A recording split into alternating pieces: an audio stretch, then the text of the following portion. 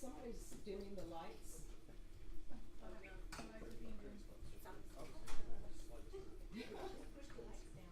I can't see when you do that.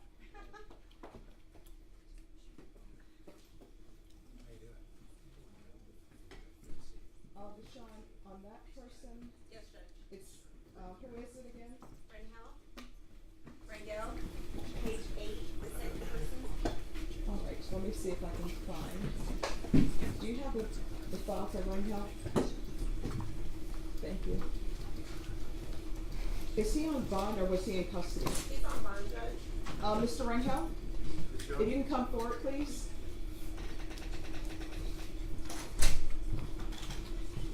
Hello, yes. Thank you so much for addressing the Prosecution report. Yes, ma'am.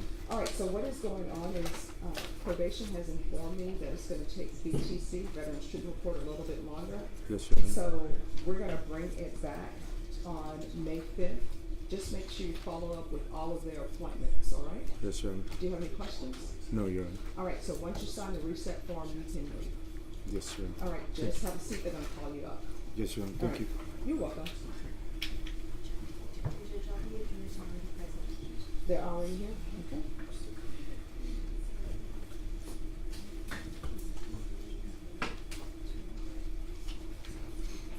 All right, we're just waiting for your counsel. Thank you, Your Honor. Perhaps this would be a good time to let the media know about the taking up the seal matter. All right.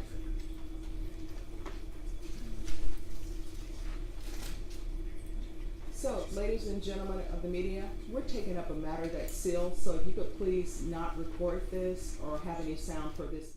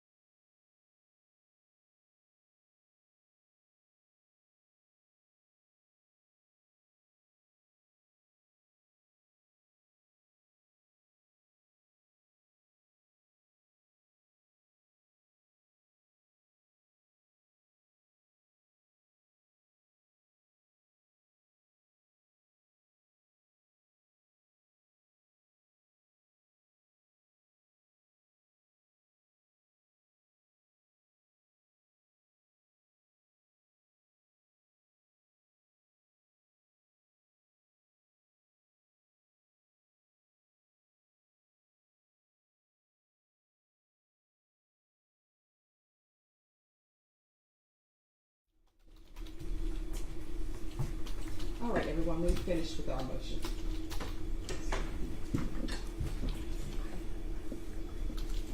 And to the courtroom here, so we're off the record. Okay.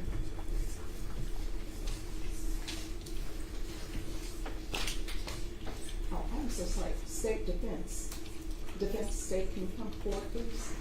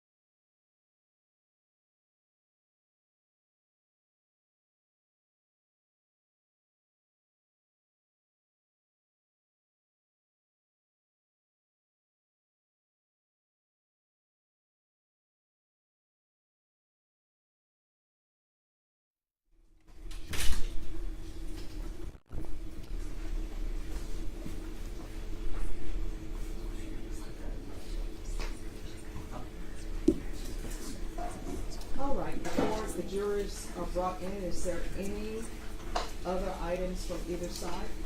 And we're on the record. We're on the record now, thank you, Your Honor. The defense would invoke the rule. All right. Judge, the state does agree with the rules, however, I'd like to make sure that both sides are admonished to the fact that any potential witnesses that you even think may be called as a witness need to be excused from the courtroom. Yes. I just ask if the court might inquire if there's anyone who thinks that fits their description. I don't see anyone that I recognize, but just to help. Is there anyone present here who has any information about this case that have been contacted either by the state or the defense, and you think you may be a witness? If you are that person, then you need to step outside the courtroom. The rule has been invoked for this trial, and what that means is you are not allowed to listen to any testimony in this case by any other witness by any means. Does everyone understand?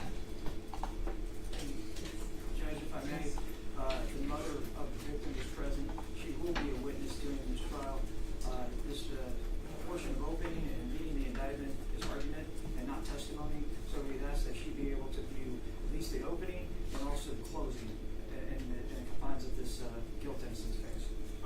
I certainly won't have objections to closing once the evidence is fully in, but I think that given that she's a witness, that it would not be appropriate for her to see the opening statement either. But the opening statement is not from a witness, and an opening statement is not evidence. It's just what both parties, if either party decides to give an opening statement, it's just what they expect the evidence to show. But it will advise them of what witnesses might say, and it serves the same purpose as So- them listening to the testimony.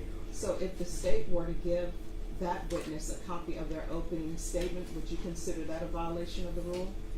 Well, typically speaking, there are some limitations on the rule for the counsel of the parties to communicate with witnesses, as long as they're not directly relaying the substance of someone else's testimony. How about this? No, I think you're right. They do get to do that, but they shouldn't be able to see our work product or hear it. So maybe we could, if it's really important, they should be able to listen to the. All right, so you have no objection to the state's witness being here for the purposes of the reading of the indictment, the taking of your client's plea, and the state's opening statement? That would be correct. That's All right, right. so, state, your witnesses may remain for the taking of the defendant's plea to the indictment and also to the state's opening statement. vote with regards to the defense's opening statement if they could leave the courtroom at that time. Yes, Your Yes, Honor. Judge. All right, is there anything else from either side? No, Your Honor. Are both sides ready to proceed? My understanding from the deputy is that the jurors are present. Yes, Your Honor. Yes, Your Honor. All right.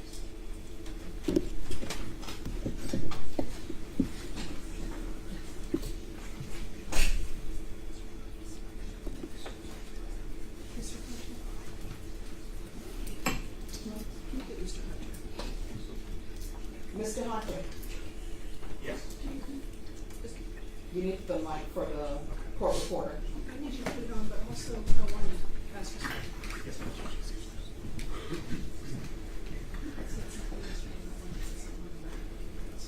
She wants to get him whispering. It was, I just want to make sure it was nothing else. Okay. That we just covered.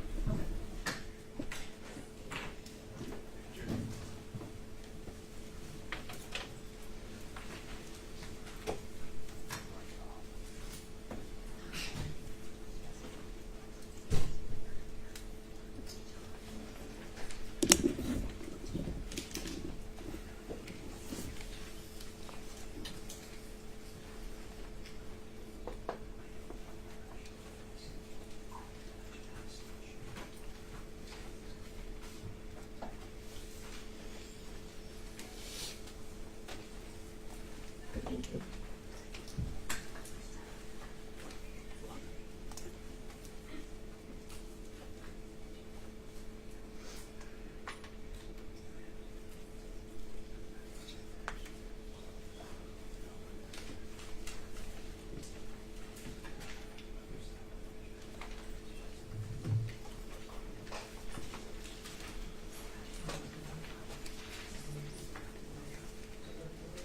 You want me to test this for the court report?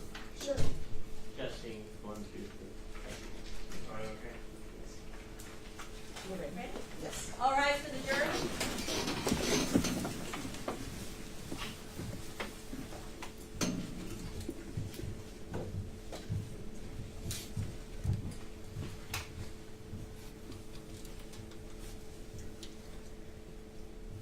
Have a seat.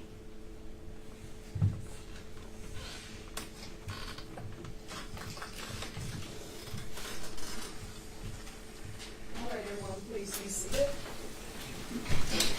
All right, ladies and gentlemen, sorry for the late start. What I'm gonna do now is I'm gonna give you the oath. I know you took an oath downstairs, but this is an oath for this specific case, so if you could raise your right hands for me, please.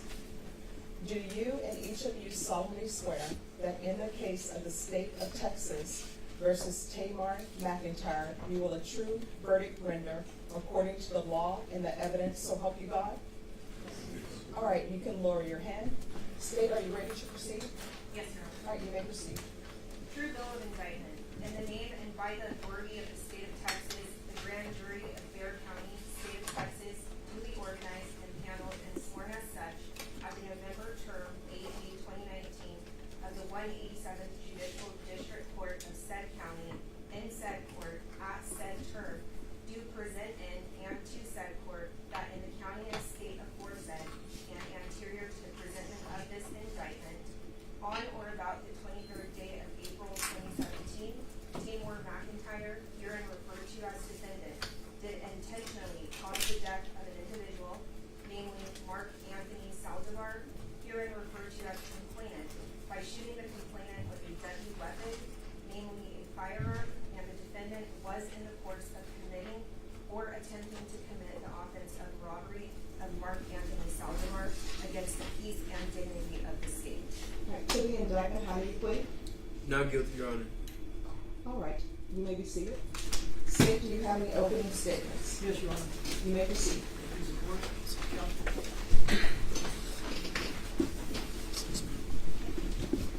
Ladies and gentlemen, I'll take you back to April 23rd, 2017. When Lucy Saldivar woke up that morning, she did not realize it was going to be the last day that she talked to her son, Mark Saldivar. Never saw him alive. She spoke to him that day in the afternoon at the house, and Mark was excited.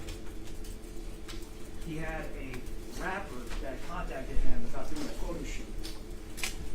Taymor McIntyre, Tay-K 47, or Tay-K, here in San Antonio, Texas.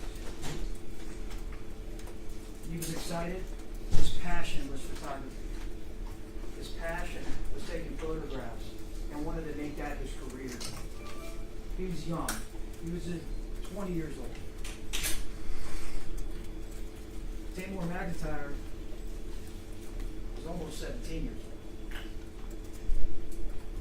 He was an up-and-coming rapper that contacted Mark about this photo shoot.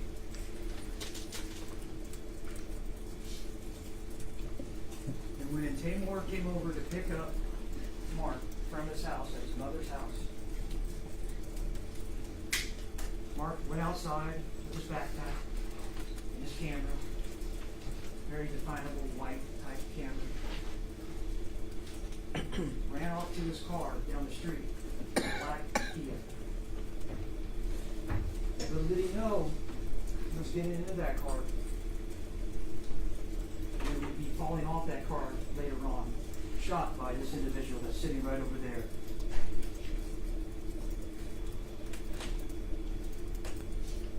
When he got to that car, he got in the back passenger seat. It's a four-door Kia. Taymor McIntyre was in the front passenger seat. Joanna Reyes was driving the vehicle. A good buddy of Tay-K's was in the back seat and scooted over to the middle, Jalen Bell. And then also there was a Jeremiah Rodriguez in the back seat. When they drove away, they proceeded over to 410 and McCullough, across the street from North Star Mall here in San Antonio, Texas. When they were at this intersection, an altercation began at that point. This man right over here pulled out a gun and turned around and started hitting with fist and also with a gun, telling them, "Give me your stuff, give me your stuff, give me that backpack." They're wrestling for the backpack. At that point, Jalen Bell also wants to get involved in this. He's a bigger guy, a lot bigger than Tay-K. He's in that back seat with Mark. They start beating him and trying to take away his backpack. His passion is in that backpack. His photography, his career. Tay-K gets that backpack away from him. Jalen Bell is still hitting and kicking and pushing Mark. They're at a stop sign. There are people parked around them at that stoplight, witnessing what's going on. Because this happened at 5 o'clock on a Sunday, in broad daylight. At some point, Mark gets kicked out of the car. They slam that back door. They won't let him back in the car. Help! Help! Help! He's yelling.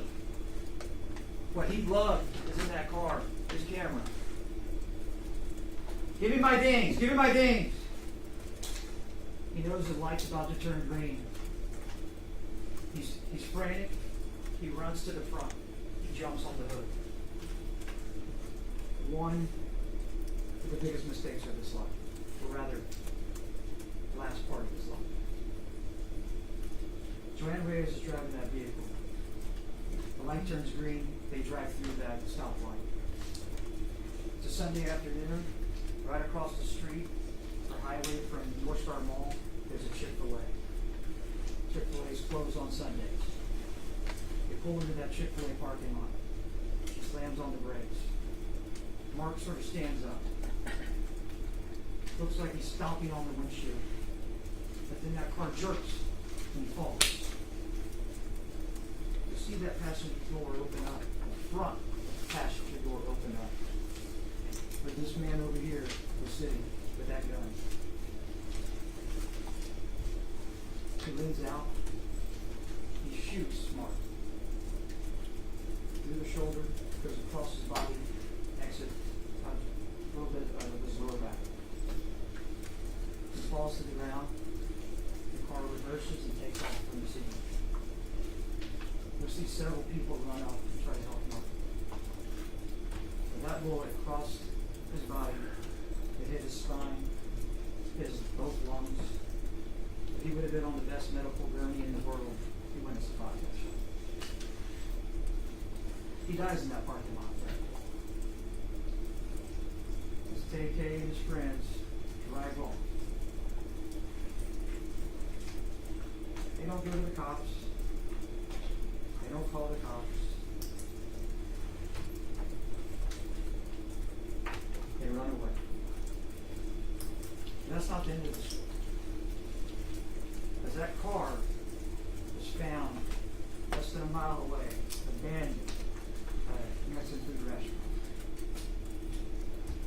There's evidence there. Tay-K was there. James Bell was there. Jeremiah Rodriguez was there. And Joanna Reyes was there. Doesn't end there. Tay-K and Jalen take off. They run. They get out of town. Jalen is caught in Dallas. Taymor is caught in New Jersey. Nobody called the cops. No one said anything at that point of helping Mark Saldivar. Promising career, possibly photography, a difficult field of photography. You take chances, you do things for nothing. That's what he wanted. He had a chance that day to take some photographs of an up-and-coming rapper.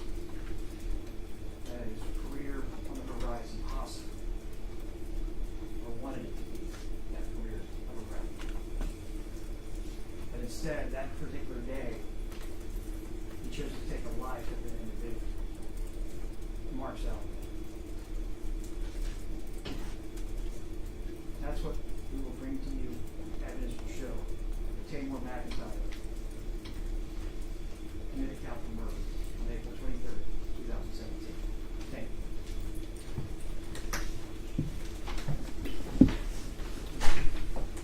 Just a moment.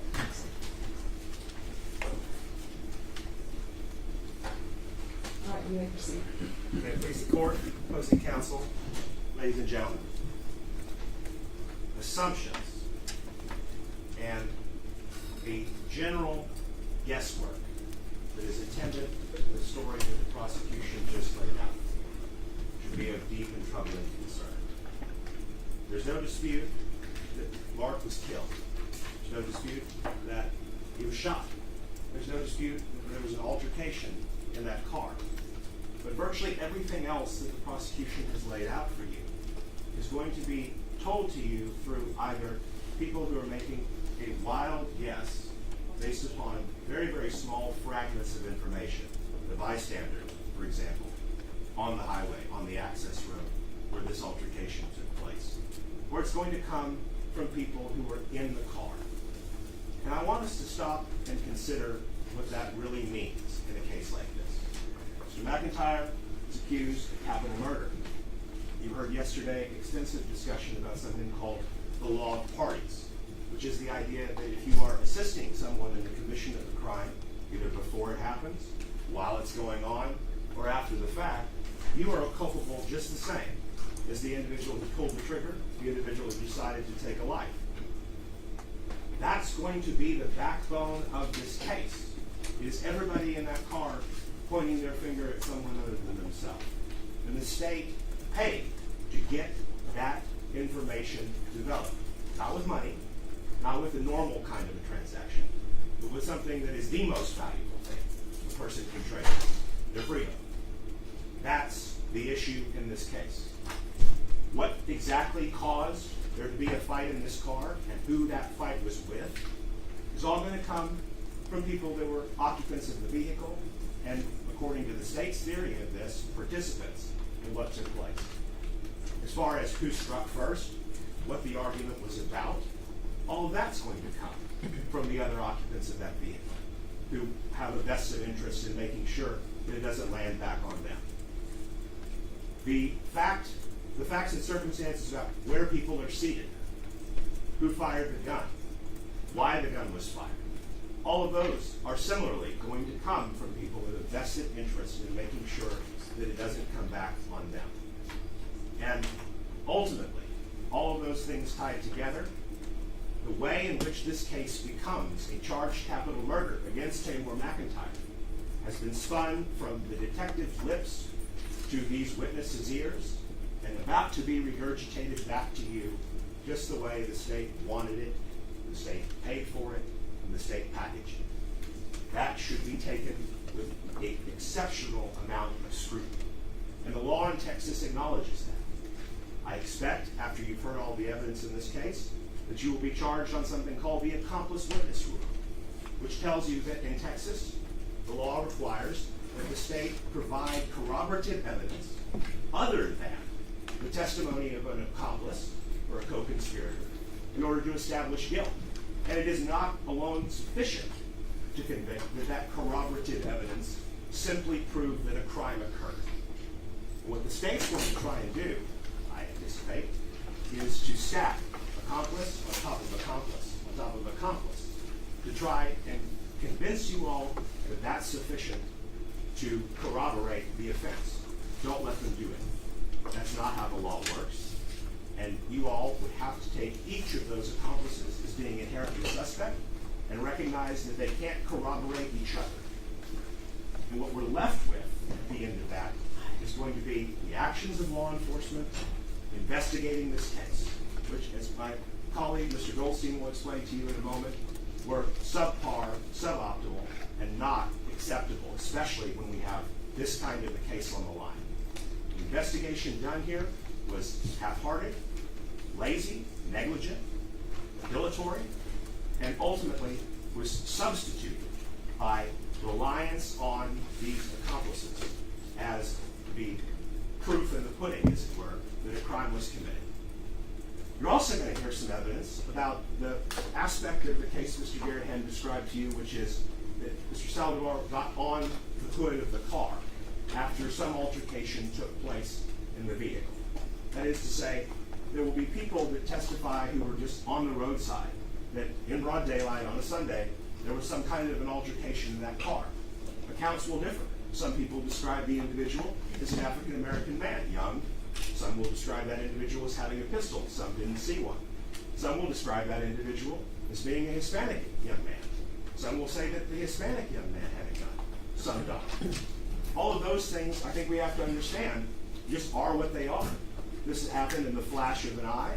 It happened in a place where you don't normally expect to see something like that. We're talking about Chick-Fil-A over on the north side of town, across from North Star Mall. Not your normal 5 o'clock Sunday activity. And what they saw is what little piece of this overall story they saw. But what seems to be consistently accepted, at least by the lead detective on the case at the end, as he synthesizes all of these little snippets of observation, is that Mark Anthony Saldivar got out of the vehicle, proceeded to argue with the occupants of the vehicle while inside, they're still inside, and then jumped onto the hood of the car and began stopping the windshield of that car. And you'll see the windshield of that car caved in as the result of that activity. You can see where his foot came through, and you can see the rest of it coming through with him. And it is in that context that gunshots are fired. It is in that context that Mr. Saldivar loses his life. We talked yesterday about self-defense. We talked about defensive property. We talked about provoking the difficulty. So fundamentally, I want you to keep those principles in the back of your head, because however these cooperators, these accomplices, decide to paint and shade this version of the story on this occasion, and there have been several, the bottom line is that the things that happened while everyone was in that car had dissipated. And I think a great many of us, confronted with an altercation inside of a vehicle like that, would have walked away. But that's not what happened here. Now, the state's going to try and maintain that the reason why Mark Anthony Saldivar didn't walk away is because his camera equipment was inside. But you'll hear testimony from one of the cooperating co-defendants, one of the accomplices, that the photo shoot that he just described had been called off, and that they were just giving this guy a ride. Any evidence that you do hear about a camera, about a backpack, about property of Mr. Saldivar being taken is going to come from these cooperators. There's no camera recovered in this case. There's not going to be an Exhibit 15, the camera of the deceased. You're not going to see money taken out of the deceased's wallet. The fact that those objects even exist is something that has to be speculated and guessed upon, and then ultimately the only place you're going to hear it as evidence is from these accomplices. So fundamentally, the state can't prove that this was not a justified homicide. The state cannot prove that Mr. McIntyre was the shooter in this controversy. The state can't prove that there was a robbery, either intended or executed or attempted. Those things are all coming from people with an absolute vested interest to accomplish it. And so, no matter how the charge is broken up for you, I think that there is no question that the state will not be able to meet its burden to establish proof beyond a reasonable doubt of capital murder. And far less question that they'll be able to establish even basic, fundamental first-degree murder. Those are the things that you all are confronted with. I'm going to turn it over now for just a moment to Mr. Goldstein, who's specifically going to talk to you a little bit more about the nature of the investigation in this case, and fundamentally why, as jurors, as you are assessing the evidence in light of your duty to presume Mr. McIntyre innocent, that the investigation in this case should be criticized, and you all should not be filling in the gaps for the police. I want to thank you all for your time. I urge you to listen to the evidence carefully. I know you will reach the correct verdict. May it please the court, able counsel, ladies and gentlemen. Oh, this next one. Ladies and gentlemen of the jury, this case is old. The evidence is old. It occurred in 2017, 7 years ago. Speaking of old, I'm 81. I'm probably the oldest person in this room, and that's why I need notes and why counsel come over and coddle me every once in a while. I've been sitting here listening to the able lawyers in this room speak to you. That's primarily going to be my job. I haven't said much to y'all or anyone up until this time, and I'm probably not going to say a lot during the trial. I'm going to be like y'all. I'm going to be watching. I do think it's important that you understand that while you're listening to the evidence, that these are good lawyers on the other side. Just as I know ours are very capable lawyers. I respect them. I respect this court. I respect our judicial system. 2.5 centuries. I mean, it goes back to ancient times. There's some magic in the number 12 when you listen to evidence. And I think almost every lawyer that's done this, I've been doing it 57 years, will agree. You come to the right result. I'm always, each one of y'all might not use the same tools, each one of y'all might not come from the same place, each one of you bring your own experience to this room. It must be your individual decision, guilt or innocence. You should deliberate, you should listen to the other jurors when that time comes at the end of this case. But it has to be your individual decision. Let me suggest to you that this adversary process involves a lot of things. As we listen to this evidence, there's going to be disputed evidence. You're going to hear two different sides. That's why we have jurors. You're going to have to make some decisions. Most of the evidence in this case is not in dispute.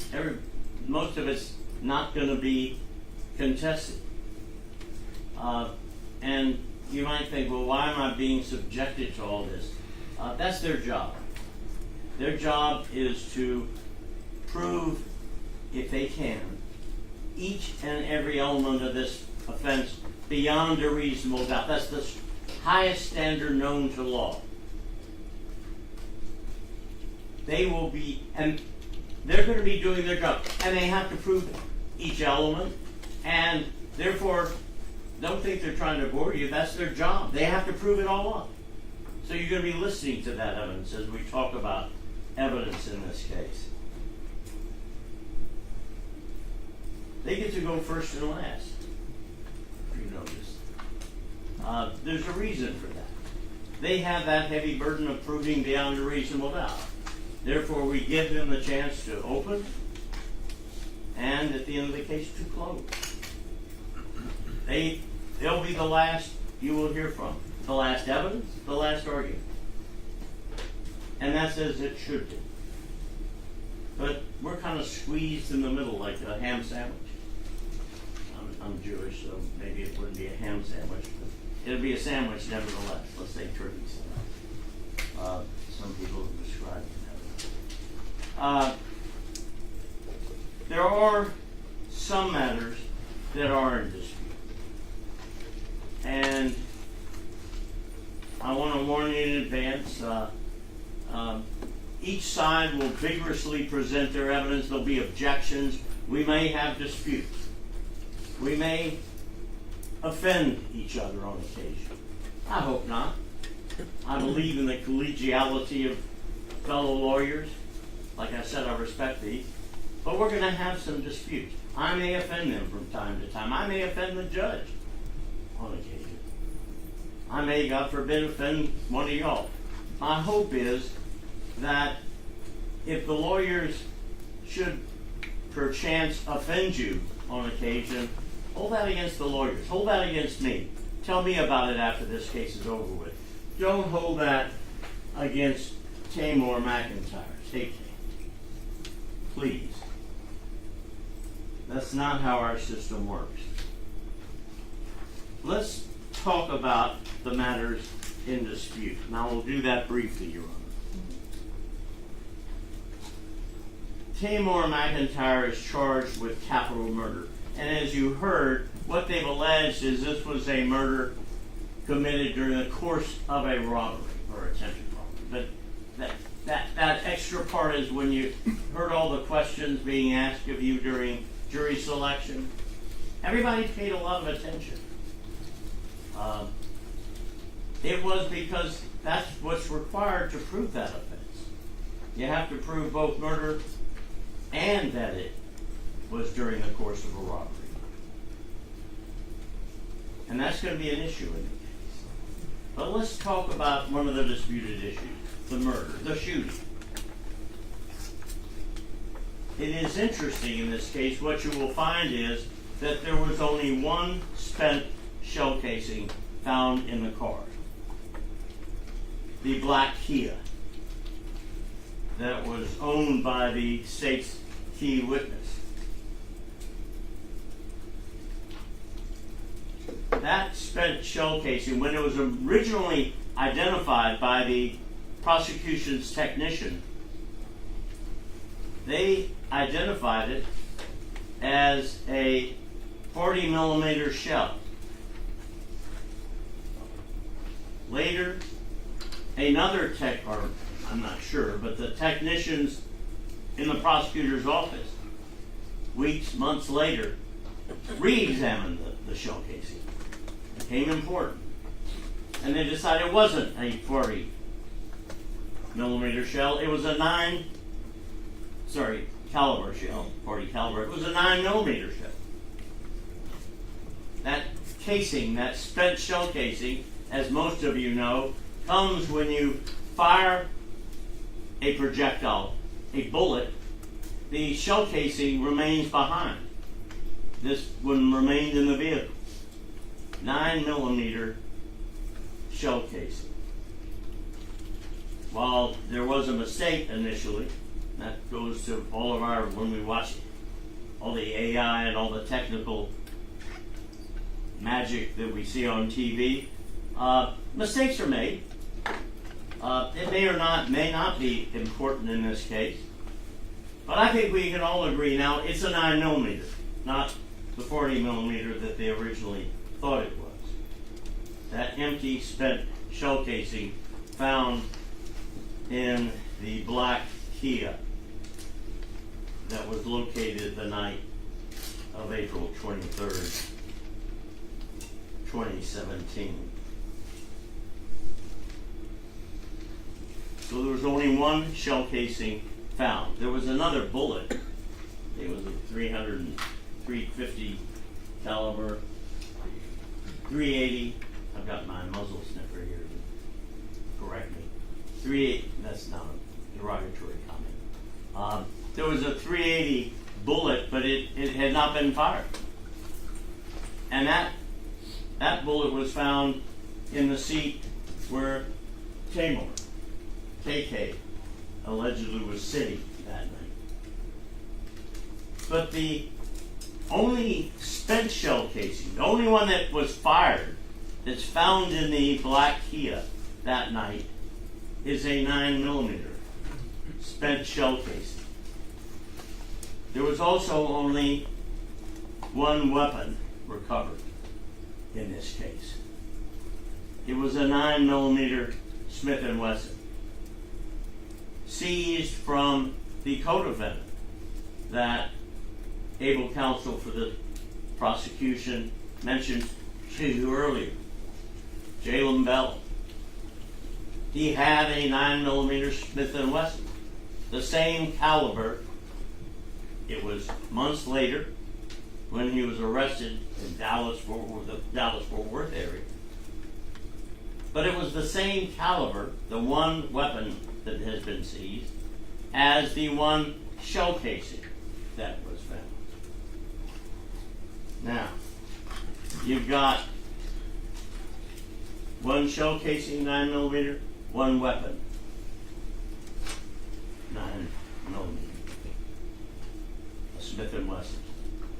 And you would think that the evidence would show that they compared it.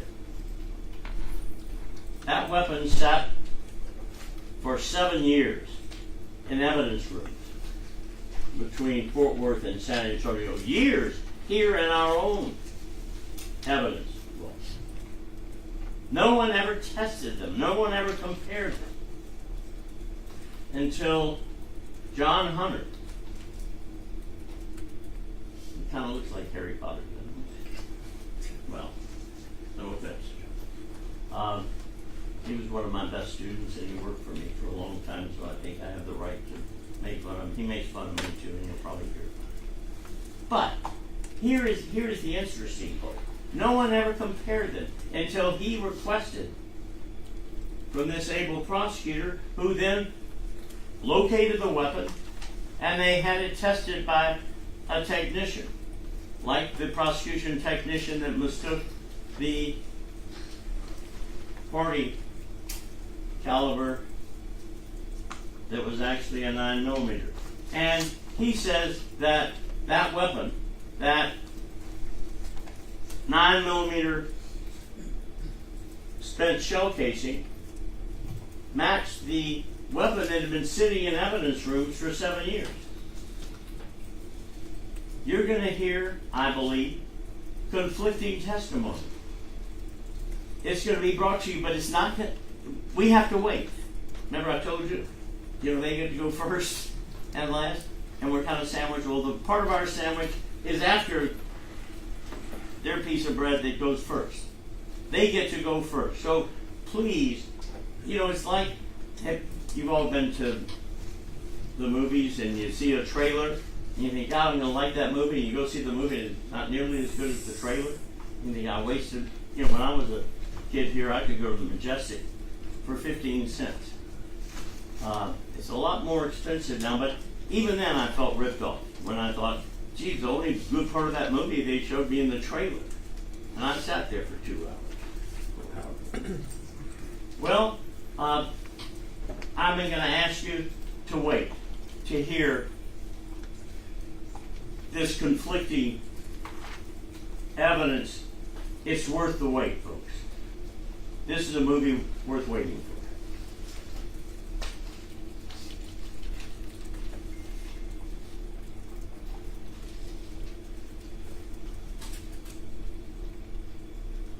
Additionally, and kind of almost more importantly, is that the state, after 7 years, finally asked Jalen Bell, this co-defendant, about the 9mm weapon that he had. And he said, "Oh no, that's not the weapon I had back in April of 2017. That was a different Smith & Wesson 9mm. 7 years later, what are we supposed to do about that? Those are all interesting issues of evidence that I would suggest to you are questions that might cause you to have a doubt based upon reason. But that's your decision. When you make important decisions in your life, whether it's to buy an encyclopedia or a new car or a new house, you have to decide how to trust someone. And that's the next issue you're going to be confronted with. How do you decide whether you believe somebody? How do you? Well, we all have that instinctively look at people. We listen to them. We watch their demeanor. Are they the kind of person we want to believe? Will we buy an encyclopedia from them? Will we buy a car from them? We've made mistakes, all of us. In 81 years, I've made plenty of them. But I will tell you this. This is the time when you're going to have to make those decisions. And you look at the evidence, you look at the witness, and you have to make a decision. What would help you? What evidence would help you decide whether or not to believe someone? Well, is there something that corroborates it? They say they were in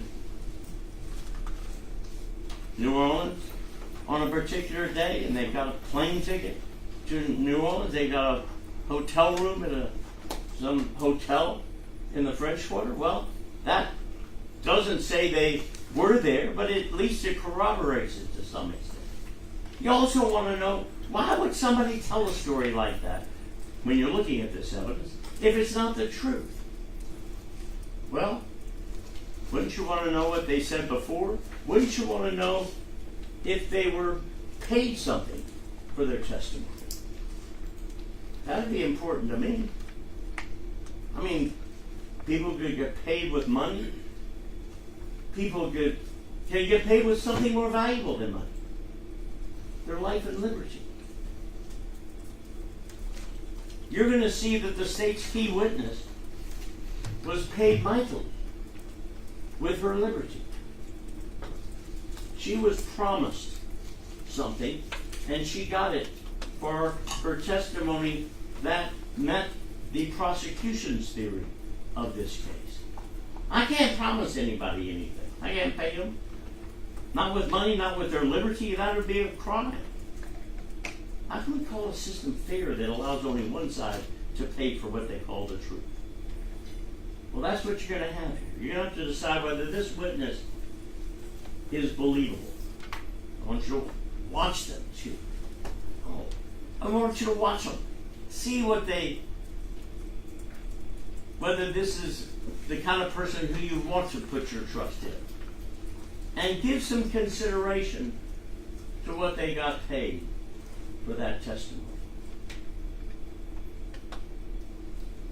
What would someone say if it would mean facing a capital murder case or walking free today when they come into this court? How much is that worth? Is that worth telling the story that meets the theory of the prosecution? We leave this case as I was hoping that San Fernando's bells would be ringing, but I'll settle for the tinkling. We're gonna leave this in your hands. We picked y'all both sides because we trust you. They say use your common sense, use it. Listen to the lawyers. We don't give you evidence. Our arguments are not evidence. But I think I'm going to listen to them, and I want them and you to listen to me and to John. John's going to have the heavy load in this case, as well he should. But I'm going to be watching it like y'all. We trust you will come to the right decision. All I ask, as the old man in the room, is that the next morning after we finish this case, you can look in the mirror and say, I did right. You can look in the mirror and say, the life and liberty of this young man was worth holding the prosecution to their burden. That's important. That, beyond a reasonable doubt, the 12 members of this jury is a time-honored tradition in this country. It's what sets us apart from every other country in the world. I take pride in what I do. So do they. And I hope you will. And when it's all said and done, you can look in the mirror the next morning, the day after, and say, I did right. I did right to myself, my family, and to young Taymor. We can ask for nothing more. Thank you. All right, State, call your first witness. State calls Ashley Wendell.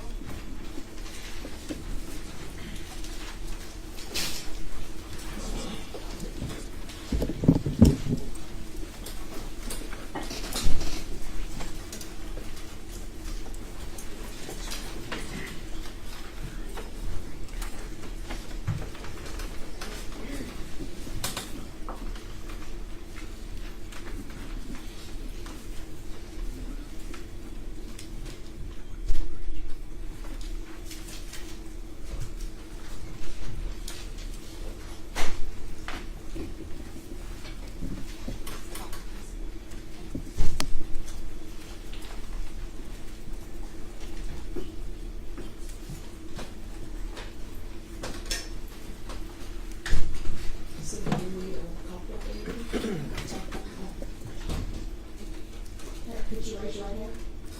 Do you solemnly swear and affirm the testimony you will be the truth and nothing but the truth, so help you God? All right, make sure you speak up so that members of the jurors can hear. With the Lord in hand, state your name for the record, and if you could spell your last name, please. Ashley Wendell, D-U-E-N-C-E-L-L-O.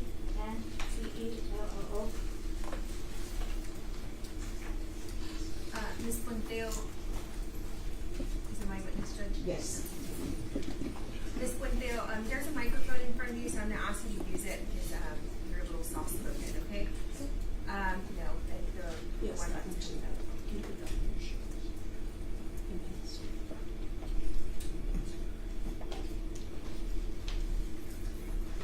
All right, and did you spell your name for the court reporter? Yes. Okay. How old are you currently? I'm 28. Okay, and what city do you currently live in?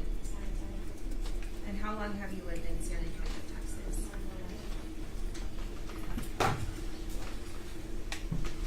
So I'm going to reposition because I'm having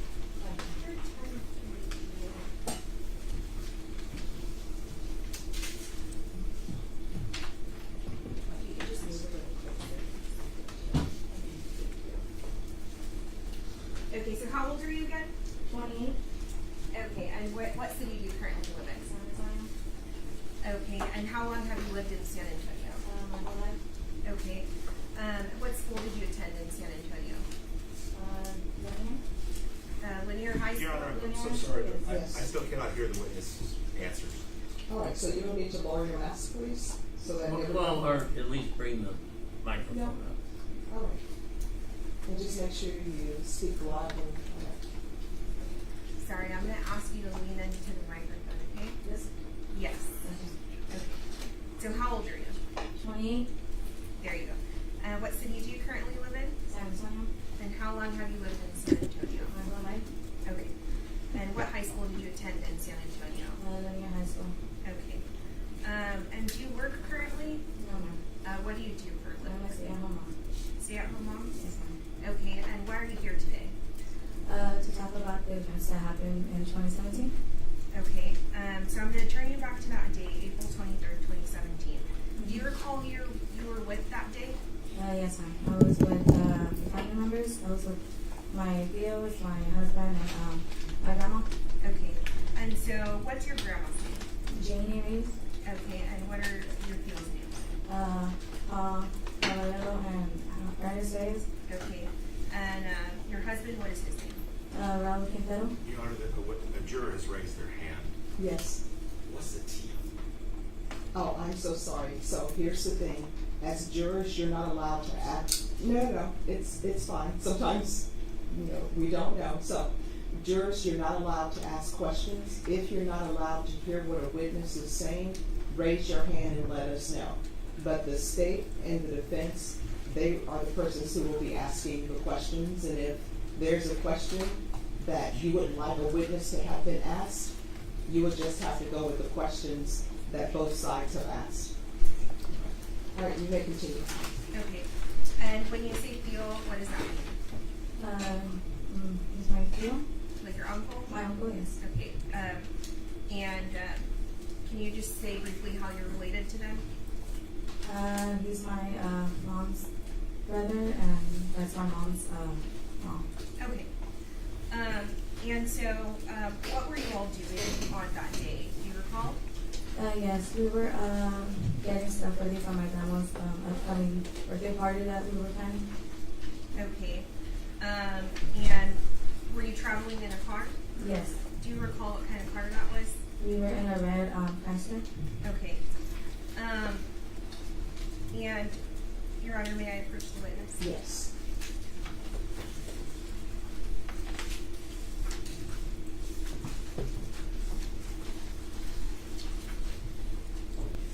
So I'm going to show you what's been marked down as State's Exhibits 1 and State's Exhibit number 2. Have you seen these photos before? Yes, ma'am. And are they a fair and accurate depiction of the objects that are contained within on the day of the offense? Yes, ma'am. Okay, Your Honor, the tender to defense for inspection. The state offers States 1 and 2.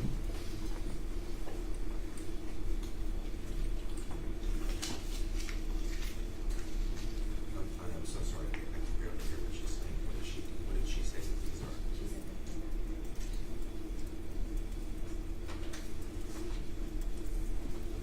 No objection.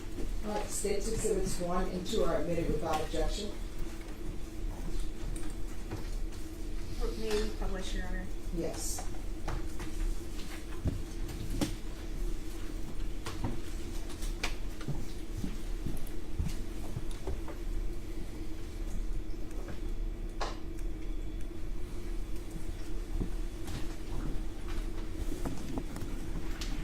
All right, now I'm going to show you what's been entered into evidence as State's Exhibit number 1.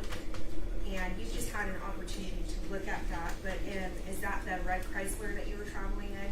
Yes, ma'am. Okay, and can you tell me who's in the driver's seat? That is my uncle Ernest. Okay, and who's in the back seat right there? Down it's gonna be my grandma. Okay. And in State's Exhibit number 2, can you tell me who's contained in that photo? That is Paul. He was in the front, and that is my husband, Raul. Okay, and so just for clarity, in the front passenger seat, who was sitting there? Paul. Okay, and then in the back, directly behind that, who was sitting there? It's Raul, and then me in the middle, and my daughter on my left. Okay, thank you very much. And so you guys were traveling in the car, and ultimately, did you guys end up at the light at McCullough on 410 Access? Yes, ma'am. Okay, and when you pulled up, do you recall what color the light was? We came to a red light. Okay, and was there cars in front of you and behind you? Yes. Okay, and so at some point, did somebody get your attention? Yes, there was a woman who came up to us because our gas tank was open, the lid. Okay, and so, when she informed you that the gas tank was open, what did the people in your car do? Paul was the one who got off, and he went to go and close it. And then she informed us that the vehicle Objection, hearsay, confrontation. All right, that objection will be sustained as a Okay. hearsay. Thank you, Judge. So you can't say what the lady told you, but, so you said Paul got out and closed the gas tank, is that correct? Yes. Okay, do you recall what kind of, vehicle was behind your red Chrysler? It was a black four-door vehicle. I'm not sure. Okay, and at some point, did your attention turn to that vehicle? Yes, Okay, and why is that? because there was a altercation that was going on, and Okay. so we all turned to look what was going on. Okay, can you please describe to the jury what you observed when you turned around to look inside of that car? When I turned to look around, I did see McIntyre in the passenger side. Your Honor, I'm going to object. Can we approach? Yes.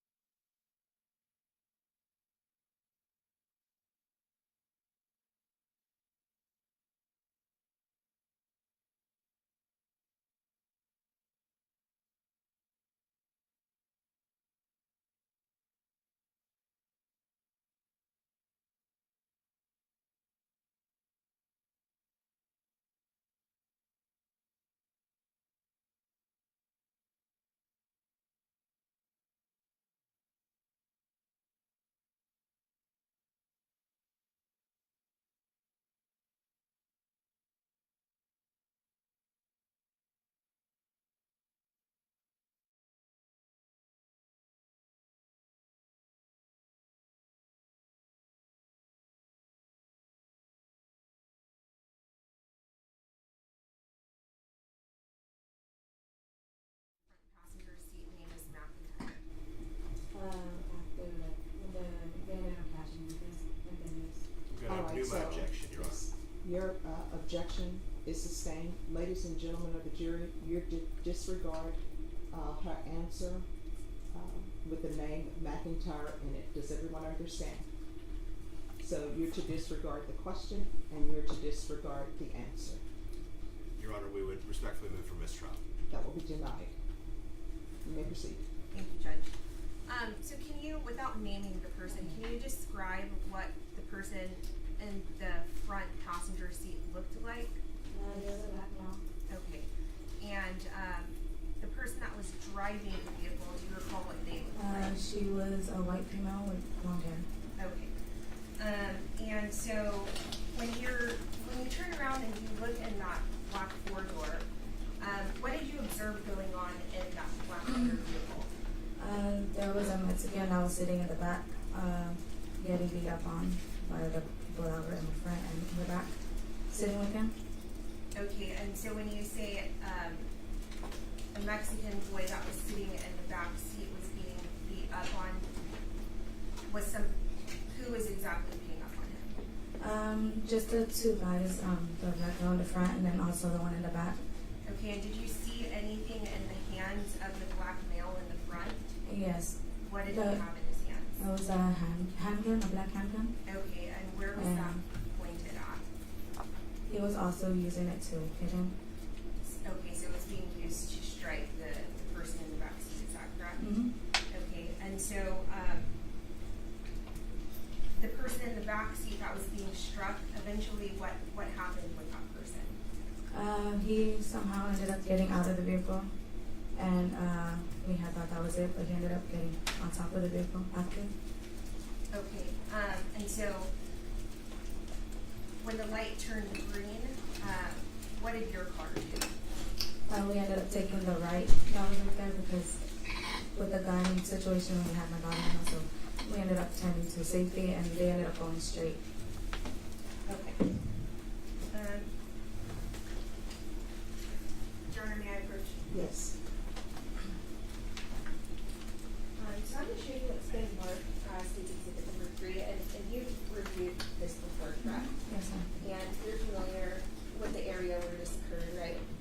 so this is a fair and accurate depiction of the location, is that correct? Yes, ma'am. Okay, and I'm tending to defense for instruction.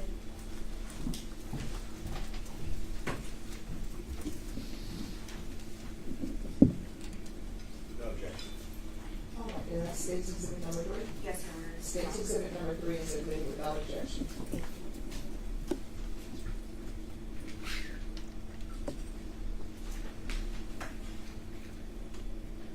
Okay, Ms. Fuenfeo, and so, can you see that okay up there? Yes, ma'am. All right, and so you see where I'm pointing at, and that's McCullough Avenue, correct? Mhm.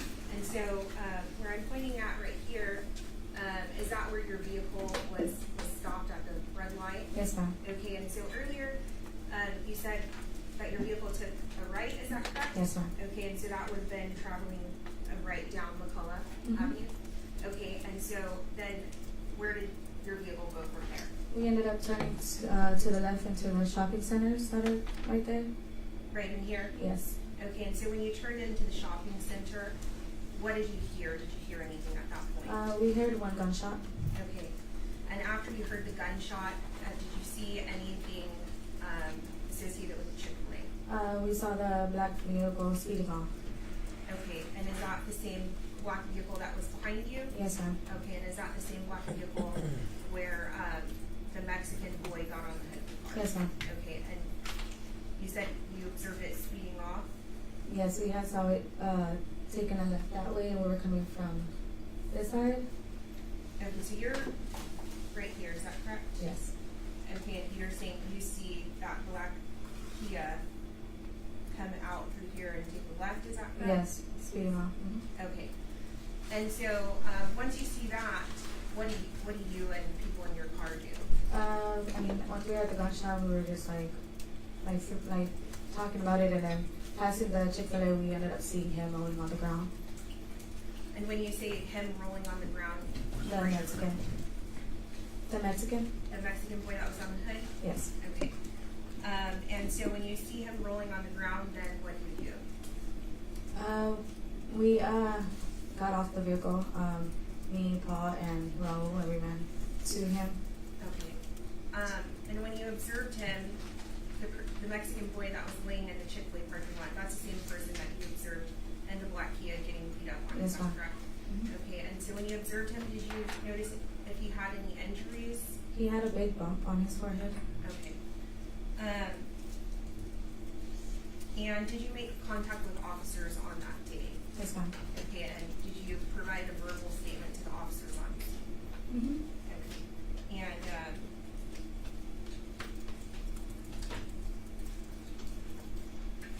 pass the mic. All right, congrats. Thank you, Your Honor. Good afternoon, ma'am. How are you? I'm okay. I just have a few questions for you. The first is, did you meet with the prosecutors at all in preparation for your testimony here today? Like 2 weeks ago? Okay. Have you met with the lawyers themselves or with the advocate, or do you remember? With her. With Ms. Galloway? Yeah. Okay. Did you review anything in anticipation of your testimony? Just everything that happened, like from the cameras. You reviewed your previous statement? Mm-hmm. Okay. And so you were standing outside the Chick-Fil-A when you gave that statement to police, right? Yes, ma'am. Yes, sir. And you recall you were explaining to the officer several things that you had learned from other people in the parking lot, and you were waiting for police to arrive. Do you remember that part of your statement? You don't remember the officer telling you to only tell him what you personally saw? Oh, yes, yes. That happened, right? Mhm. So by the time you spoke to the police, you had already spoken to several other witnesses to the incident, correct? No, just the people I was with. Okay, so you would talk amongst yourself. Yes. And how many people were in the car? 5 of us. Okay, and what seat were you in? I was in the middle and the back. You were in the middle and the back. Mhm. Okay, so you didn't see the altercation first. Who saw it first in your car? Paul. Paul? Paul. He was the driver? No, he was the one who got out to close the The gas tank? yes. Okay, so he got out and closed the gas tank, comes back into the car and says, there's some people fighting in the car behind us. Is that basically it? Yes. Okay, and that's what prompted you all to turn around. Mm-hmm. Do you know how long roughly that light that you all were parked at lasted? It was a good minute. Okay. minute, couple minutes, something like that? Yeah. Okay. So what you saw happened very quickly? Yes. Okay. And is there tinting on that car? It looks like it from the photographs they showed. On our car? On your car, yes. No. There's no tinting at all? No, not in the, not like out the back window. Uh-huh. Maybe the sides, maybe, but not out the back. Okay. And you're looking at the car directly behind you? Yes, there's the car right behind me. Okay. Is it parked like bumper to bumper? Is it parked back a car length? About how far from your back bumper would that car have been stationed? The very next car, like, Okay. right And, waiting for the red light. and you were watching for the whole time that the light was red? Yes. Okay. Now,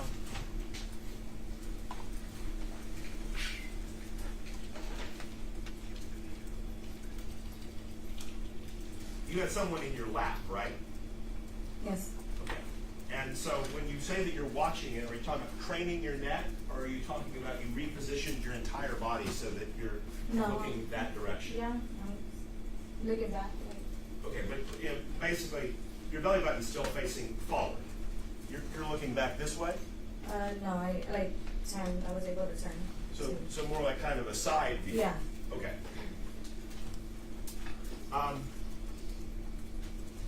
And there were how many people did you say in the vehicle? Well, 6 including my daughter, but it's 5 of us. Okay. Fair to say that there are obviously things in that car that block a full view of everything going on in the car. You agree with that, right? Like, Well, there are 2 seats in the front part of the car, right? Mhm. There's a driver's seat and there's a front passenger seat. Mhm. And there are people occupying those seats, right? Yes. You can't see through the people or the seats, right? No. And so you can't see the parts of what's going on in that car that are obstructed by those seats and those people, correct? You're talking about the Behind you. vehicle behind us? I'm talking about in the vehicle behind you, when you're looking into that vehicle, you can't see what's obstructed by the front passengers and the front seats, right? Well, you can because the Mexican was sitting right in the middle. So, like, even those 2 that were in the front, you were able to see what was going on in the middle. You can see what's going on in the middle. You can't see what's going on either side of the middle. You'd agree with that? Yeah. Okay. And so you can't say definitively who had a gun and who didn't have a gun amongst all the people in the car, right? The only one I saw was the one in the front. But there's nothing about what you testified to today that you want to convey that there weren't other guns, right? Not that I know. Okay. And you don't know who pulled a gun first, right? No. The altercation had already started when it was brought to your attention that it was happening, right? Yes. They were mid-fight when you looked at it. Yes. Okay. And you said that the Mexican man got out of the vehicle, right? Mhm. And he continued to, I guess, argue, verbally gesture with the people that were still in the car? I mean, he got out. He kind of like made a run for it, but they had already closed the door. And as soon as the lights turned green, he was on top. I'm not sure. Like, we didn't have the windows down to hear what was going on. And you didn't see how he got on top? No. Well, yeah, he just jumped up on front. Okay, so you saw him jump on top Yes. of the hood of the car? Okay. So, did you see him crawl over anybody as he exited the car? No. Okay, you just saw him exit the car? We just saw him exit the vehicle. Okay. And you saw him stopping on the windshield? No, we didn't see him. By that point, the light had turned green, right? Yeah. And so cars were beginning to move, Mhm. right? I'm sorry, ma'am, yes or Yes. no? Yes. So your vantage point is, at that point, changing as your car is moving and their car is moving, right? Yes. Okay. And you didn't actually see the gunshot, you just heard it, correct? We just heard yes. By that point, you're parked further over towards the music store Mm-hmm. and not in the Chick-Fil-A parking lot proper, correct?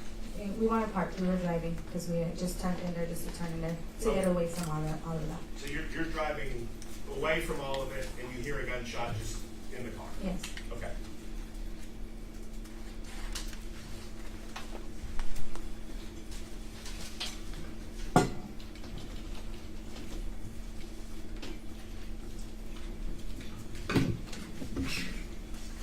Pass the witness.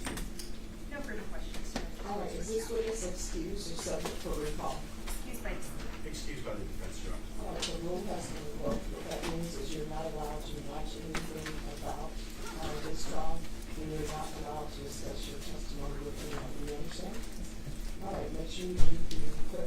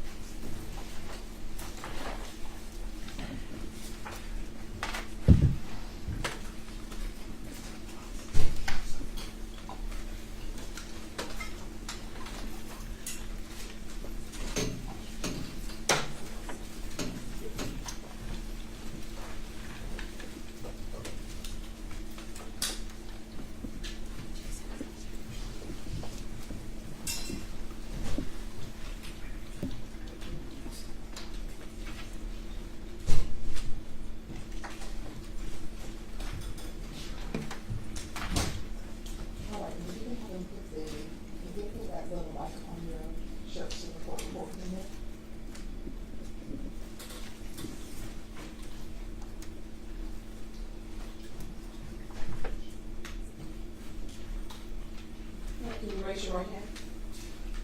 Do you solemnly swear or affirm the testimony you give will be the truth and nothing but the truth, so help you God? Yes. All right, you can lower your hand. Make sure you keep your voice up so that the jurors can hear. If you'll state your name for the record and spell your last name, please. Paul Caballero. Last name Caballero. State. Thank you, Ron. Mr. Caballero, well, one, nice to see you again. I've seen you a few times for this case, is that right? Yes. And we met here in the courthouse, is that right? Yes. And I'd like to go ahead and jump right in and ask you if you remember that day back in April 2017, on the 23rd of April to be exact. You remember that day? Yes. And speaking about that day, were you in a vehicle that day with some of your friends and family? Yes. And do you remember where that vehicle was located on the road in San Antonio? Yes. We were on 410 and month.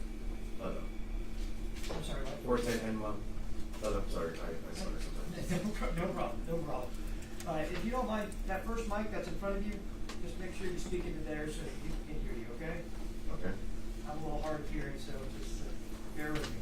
But one, what do you remember what type of vehicle that was that y'all were driving at, or rather that you were riding in that day? Yes, we had a red Chrysler 200. And Your Honor, may I approach? Yes. I'm going to show you some items that have already been entered into evidence. State Exhibit number 1 and State Exhibit number 2. Are you familiar with those? Yes. And are those photos of one of that Chrysler that y'all were in that day? Yes. And does it also show individuals that you know in those photos? Yes. And in State Exhibit number 1, can you identify the individual that's driving the vehicle? Yes. Ernest. Ernest? Partner. Thank you. And then do you see somebody in the back seat there? Yes. His mom.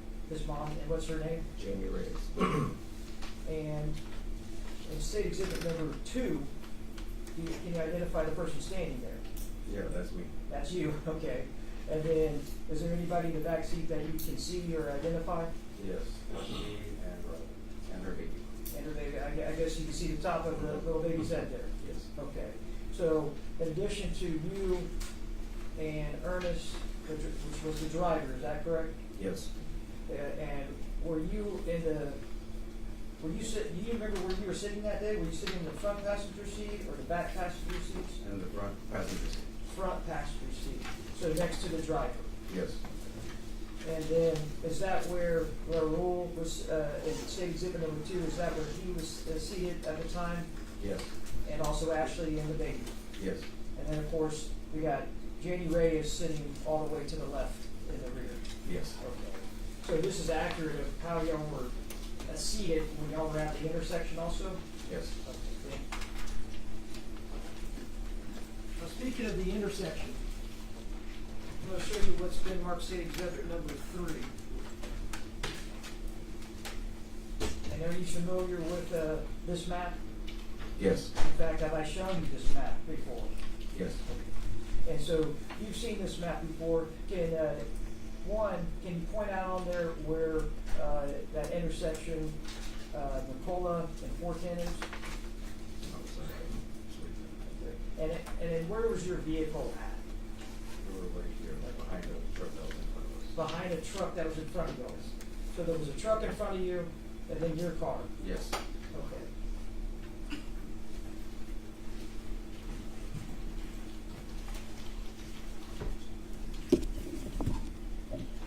So on this overhead projector,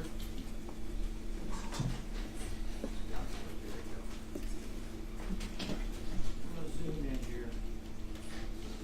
Now I'm going to point to where you pointed. You pointed to this vehicle right here. Yes. And that's, let me make sure, this is not a map from that day, is that correct? No. I mean, some things have changed on this map, but generally this is how it looks. Yes. Because that's the main intersection, it hasn't really changed since 2017. Objection, speculation. Don't be overruled. If you know the answer, you can answer. I'm sorry, can you repeat the question? This intersection hasn't changed much since 2017. at the actual road. It hasn't moved. Okay, yeah, no, the road's the same. I'm looking at this over here, sorry. Hey, bad question. I'll move on with that, but this is the intersection that we're speaking of, correct? Yes, Okay. And you, like you stated just previously, that this vehicle right here is roughly where y'all were at that stoplight, is that yes, correct? yes, And, well, let me ask, when you stopped at that time, at that light, yes, and so, is it assumed that did y'all have a red light? yes. And when you were at that light, did anything catch your attention? Yes, there was a lady that was on the side, that told me that my gas cap was open. The gas cap was open? Yes. And so, you're at a stoplight, so what did you do? Well, I exited the vehicle and put the cap back on. And, you know, where was the cap in comparison? It's on the passenger side. Passenger side? So, let me see if it's. Okay, so state exhibit number 2. Show it to you again. Is that the gas cap you're speaking of? Yes, it is. So it's on the passenger side.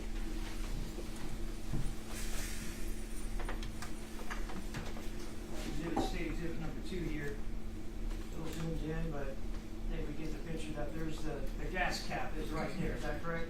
Yes, And this lady told you that the gas cap was open, yes. and then you exited. So what did you do at that point? Well, at that time, as I was putting on the gas cap, she did tell me that the car Objection, behind us. hearsay, confrontation. Sustained to hearsay. I'll rephrase the question here. I'll ask you, well, let me ask you this. Did you ever replace that gas cap? Yes, Did you yes, close I it? closed it, yes. And after you closed the gas cap, what were your actions right after you closed the gas cap? Well, the car behind us, I saw a gun. So at that time, I proceeded to get back in the vehicle and told my partner as soon as that light turns green for us to make a right to get out of that car sway that was behind us. Well, let me back up a little bit. Okay. And without telling me exactly what she said, did the lady that had mentioned the gas cap to you, did she mention something else to you? Objection, Yes. hearsay, confrontation. All right, the answer is either yes or no. You're not allowed to state what a witness has said. Do you understand? So that question requires a yes or no answer. Do you understand? Yes. All right. And I think you answered the question if I'm correct, but Yes. did she also mention something else to you? Yes. And can you tell the jury, like, what was her demeanor towards you when she was speaking to you about this? Just very cautious. Very what? Cautious. Cautious? Like worried. Okay. And then, what did she say to you then? Objection, hearsay, confrontation. All right, so I'm not parties approach.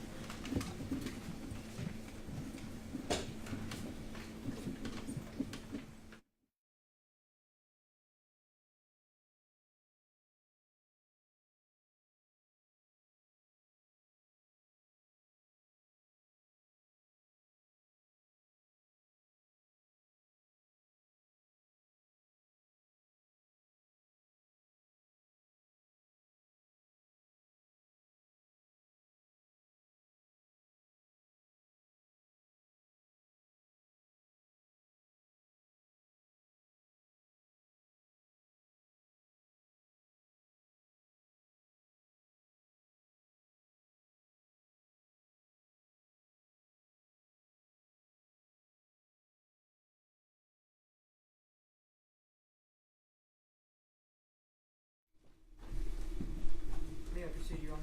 Yes, you may proceed.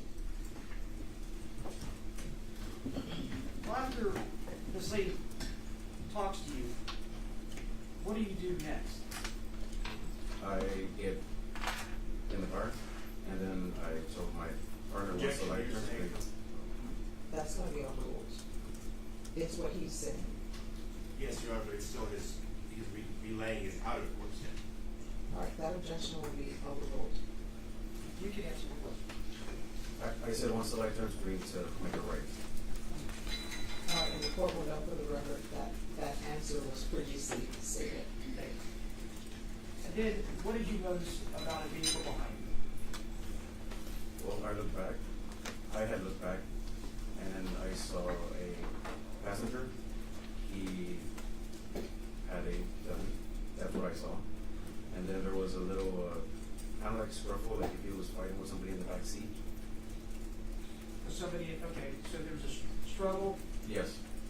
and let's just break that down.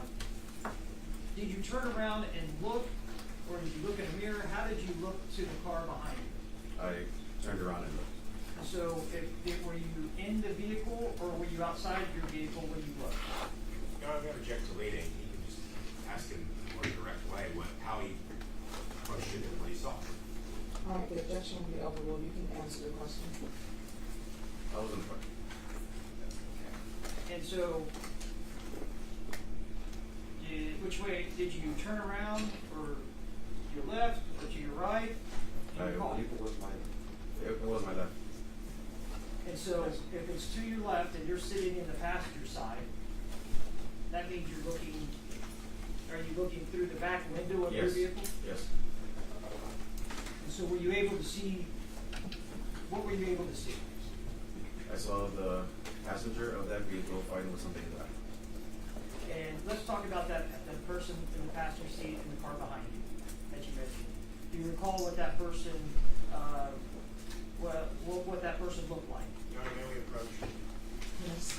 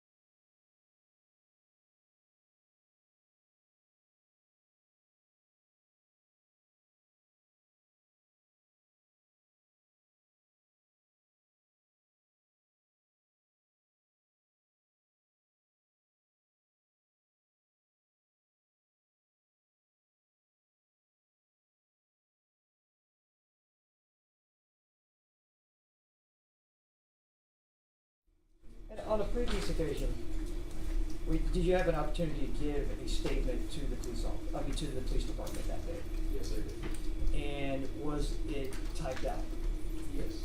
And was it typed out by a police officer and then you read it and signed it? Is that correct? Yes. Okay. And I'm going to show you what's been marked State Exhibit number 5.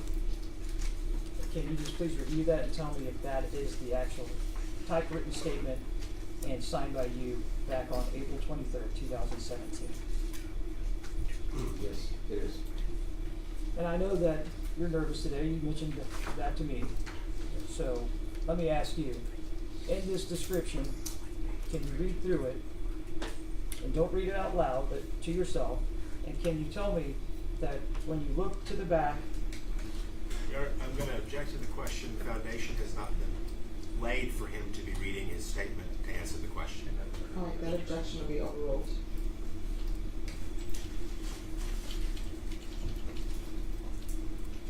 for time purposes, And defense, you may move about the courtroom if you want to see what this statement is that's being shown to the witness. Thank you, Your Honor. now, previously, I just asked if you remember the race or the of the individual that was in the back, in the car behind you, in the passenger seat. Do you recall that? Yes. And you stated Hispanic. Yes, I thought you were referring to the person in the back seat, Oh, not the passenger. okay. So that's where we got confused. That's my bad. I apologize. So let me rephrase my question, and that helped clear it up there. Yes. When you looked to the back and you looked at the vehicle behind you, the front seat passenger, describe that individual to the jury. He was African American. And is this the individual that you stated? What would you determine his age possibly to be? Well, we looked through now, I would say he is. Objection asked and answered. Overruled. Now, at any time, if you need to refresh your memory, you can refresh your memory, okay? Okay. That's your statement that you gave. And again, is that the statement you gave back in 2017, April 23rd? Yes. Okay. Now, there was a driver of the vehicle behind you, was there not? Objection leading. Overruled. I'll rephrase the question. Was anybody driving the vehicle behind you? Yes. And so there was a driver of that vehicle, is that correct? Yes. And can you describe to the jury that driver? Email. Custodian, blonde hair. And I'm sorry, I couldn't hear you, but did you say the color of hair? Blonde. Blonde. Thank you. Now, you said that in previous testimony, you said there was some type of scuffle. Yes. And can you tell me, who could you see participating in that scuffle? The passenger. And that is the black or African American man that you said was in the front passenger seat? Yes. And what could you see that individual doing? Fighting with somebody in the back seat. I'm sorry? He was fighting with somebody in the back seat. In the back seat. Yes. Now you've named the two occupants in the front. Can you describe to the jury any occupants that were in the back seat of that vehicle? I just know there was somebody else in the back seat. I didn't read a description of that person. Okay. And you see this scuffle going on. At any point, did you see anything else happening back there? Yes. I believe the person he was fighting with did exit the vehicle. He was yelling for help. A person that he was fighting with exit the vehicle yelling for help. Yes. And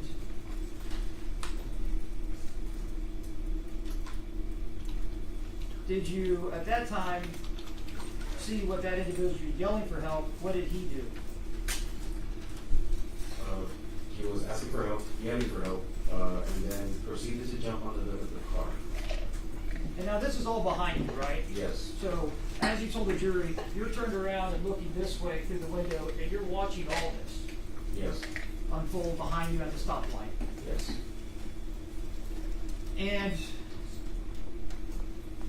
after the individual jumps on the hood, let me ask you, do you remember if he jumped on the hood like standing, or was he on all four, like on his hands and knees? Can you describe to the jury, if you remember?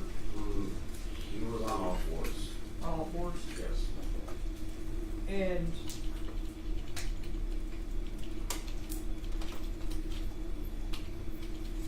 at any time, did the light, what happened? Did the light ever turn green? Yes.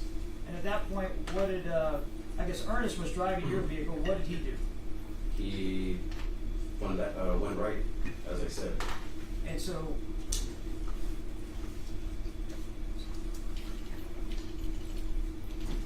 show you. So you're saying that from this position here, when the light turned green, Ernest took a right. Yes. And the vehicle behind you that had the individual on the hood, on his hands and knees, where did it go? It went straight. So it would have gone straight through the light. Yes. And at that point, where did y'all proceed to? We went right in and we turned into that shopping center that was right there. The shopping center here? Yes. And did you ever see that black, that vehicle with the individual that was on the hood? Did you see that vehicle again in this parking lot? No. Okay. Did you ever see that vehicle again? Yes, after it had, yes. And where did you see that vehicle at? It came out of Chick-Fil-A. And this is, again, this is a 2025 rendition, so it has some awnings here that weren't there before. But did you see it come out of this parking lot? Yes. And where did it go? It went left once it was straight, so it went left. Okay, It went right here? past- Yes. Yes. And then where did it go from there? Do you recall? It went by whatever store was right there, and then it just left. Just left. Okay. Just left. And so you're in this parking lot. When you were in this parking lot, did you hear anything? Yes, we heard one gunshot. Gunshots. And did that bring your attention to this area by Chick-Fil-A? Yes. And that's where you just stated that you saw that black vehicle drive through the parking lot. Yes. And if I can go back to the actual intersection again, when y'all were driving off, did you look back and see anything in the vehicle that individual was on his hands and knees? As we drove off, yes, he was still on all fours. Okay, on all four. And did you ever see what that front seat passenger, that African American male, was doing when the individual was on the hood and he was driving? No, not at that time. Did you ever see anything in that black African American's hands? Once we Objection drove off- asked and answered. The first question was, did you see it? Overruled. If you could re-ask your question, please? Yes, may I approach you? Yes. I'll ask you to review your statement. Again, object to the lack of foundation. It's never been asked whether or not that's necessary. All right, you can ask your question. I have no idea what the question is because no question has been asked. I don't know what's being shown to the witness because the court hasn't received information on that. I'll The ask this prosecutor is question. just asking him to review, he's instructing the witness to review his statement, having laid no foundation for tendering that document for him to testify from in front of the jury. He's received no instruction about how he's to handle the exhibit while he testifies. That's continued on, and I'm just renewing that objection now that we're back to it. All right, State, you may proceed. Thank you. Now, after reviewing this, did you ever see anything in that passenger's hand, that African American that was sat in that front seat? Yes, he had a gun. Yes. Okay. And is that in your statement that you gave back in 2017? Yes, it is.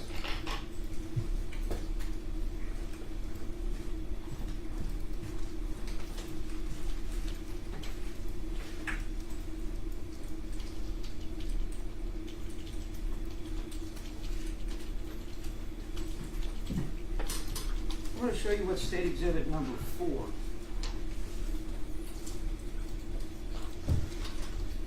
One. Have you seen this item before? Yes. And can you identify anything in it? Yes, our vehicles are. And that's you said our vehicle. Is that the vehicle that you testified to that you were in that day? Yes. And is that the vehicle that Ernest Vegas was driving? Yes. And also you were the passenger in that vehicle. Yes. And is this from the day of April 23rd, 2017? Yes. And right after you saw the black vehicle exit the Chick-Fil-A parking lot? Yes. Thank you. Your Honor, State would offer State Exhibit number 4 as evidence. What's in the defense for any objections?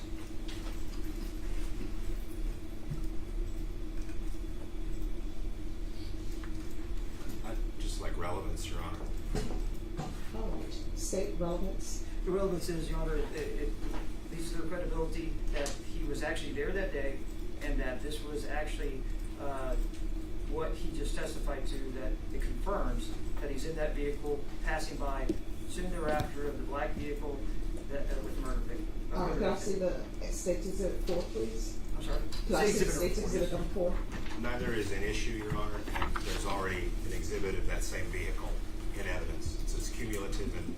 Not the full vehicle, Your Honor. All right, so defense's objection to number 4 is overruled. State's Exhibit number 4 will be admitted. Thank you, Judge. May I publish, Your Honor? Yes.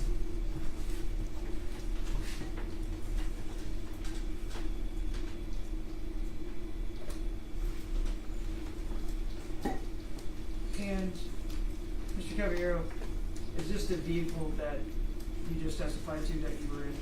Yes. And where is that vehicle currently? In this photo, where is this vehicle at? We don't have no more. No. Sorry, Is I that what don't you mean the meant? actual vehicle. Oh. In this photo, where is it located at in this parking lot? Where is it? Was right outside of the restaurant, Okay, Chick-Fil-A. Chick-Fil-A. And is this that Chick-Fil-A parking lot? Yes. Okay, and this is your vehicle in the behind the Chick-fil-A? Thank you. Now, after y'all drive by, what do y'all do after you drive by, and what do you observe when you're driving by the Chick-fil-A parking lot? Well, we saw someone laying down on their driveway, where the driveway was at. And what did you do at that point? Well, we went ahead and turned around, parked, and then that's when Ashley and Bro went to go see. And went to go see the person on the ground? Yes. And did you ever approach? Yes. And what did y'all do at that point? I believe Ashley called 911. Was there any other individuals out in that parking lot? Yes, there was other few people there as well. And did you ever touch the person on the ground? No. Did you ever try to assist with first aid? No. And did you view anything else on or near the person on the ground? Yes, he had weed on his side, and also it looked like there was weed shoved in his mouth. And just to be fair, you say weed. Is there another more technical term? Marijuana? Marijuana. Okay, thank you. And let me ask you: did that person that's on the ground, did they ever speak to you? No. Did you ever see any wounds on this individual? No. And at any time when you were at the scene, did that individual ever get up or talk to you or talk to anybody? No.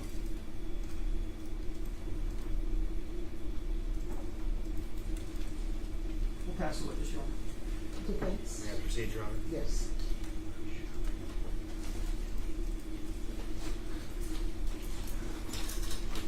Good afternoon, sir. How are you doing? Good.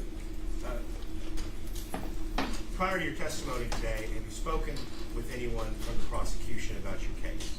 No. Okay, so the questions that were put to you, that's the first time you've spoken to a prosecutor? Oh, sorry. Yes, we have spoken before. Okay, and in the course of those conversations, have you reviewed any documents in preparation for your testimony? Just my signal? Is that the document Mr. Garahan showed you a moment Yes. ago? Yes. May I approach, Your Honor? Yes.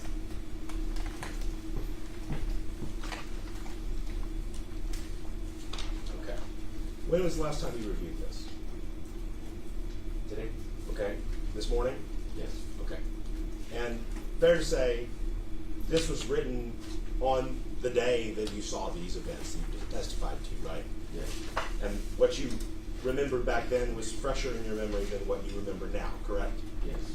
And it's fair to say in State's Exhibit 5, marked for identification, you don't mention seeing anybody on the hood of that car on all fours, right? Not on all fours, but I did mention somebody on the hood. Yeah, right. You mentioned someone on the hood back on April 23rd, 2017, correct? But you don't, anywhere in your statement, say that you saw the gentleman on all fours, correct? No. And you spoke to police and would surprise you to learn they didn't write down anything about you seeing someone on all fours, correct? No, because they didn't ask if he was on all fours. They just said if he was on. I just said he was on. If they asked if he was on all fours, then I would have said he was on all fours. It's fairly significant, wouldn't you think, whether he's on all fours or he's standing up on it? Yeah, but he wasn't stomping. And you didn't see him stomping on the windshield of the car? I didn't see the stomping, no. Would it surprise you to learn that other people in the car did? Yeah. Well, let's just talk a little bit about your vantage point. You said that you were in which seat of the car? Passenger. Front passenger, Yes. right? And there are 3 people on the back bench of the car, right? Yes. And the person in the middle seat actually has a child on her lap, correct? Yes. So you're looking through all of that to see this altercation, right? Yes. You say that when you pulled back around to look at the gentleman that had fallen from the car on the pavement, that you saw marijuana in his mouth. Yes. And you saw a bag of marijuana next to it, correct? Yes. How large a bag? Wasn't that big. Okay. Size of my fist? Smaller, Maybe larger? a little smaller. A little smaller than the size of a fist? Okay. You never saw anyone shoving marijuana in the man's mouth, did you? No. And you, to be fair, you didn't see him eating the marijuana, right? Sorry? No. Okay. But somehow marijuana was in his mouth. Yes. Okay.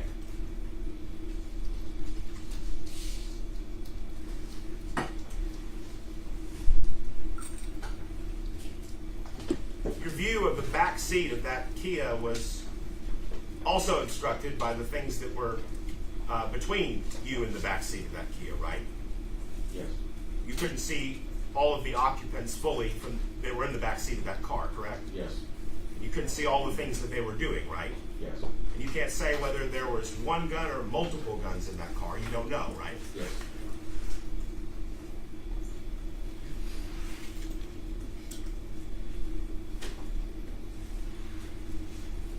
You recall telling a policeman that the person that you saw in the front seat might be an African American.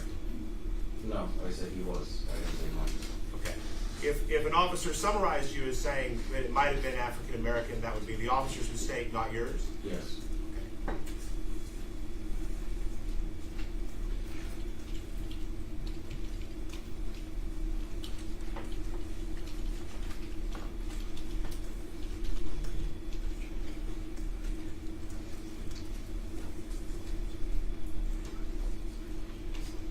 May I approach, Your Honor? Yes.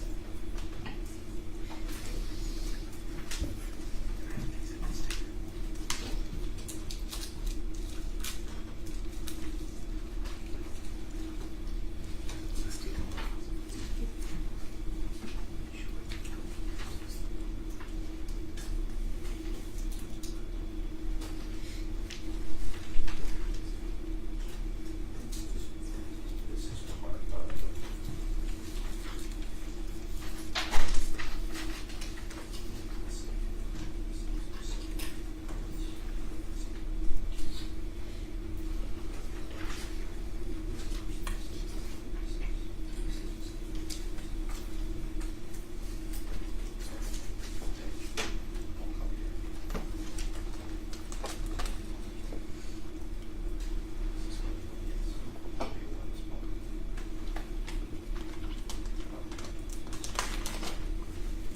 May I approach, Your Honor? Yes.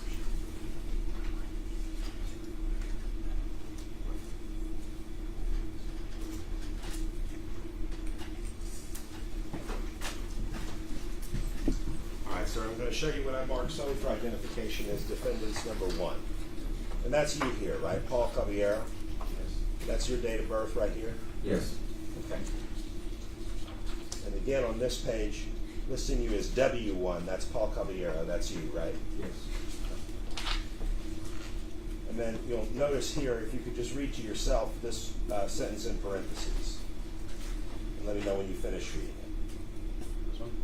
Starting at that word, and then reading this sentence in particular emphasis on that portion. Okay.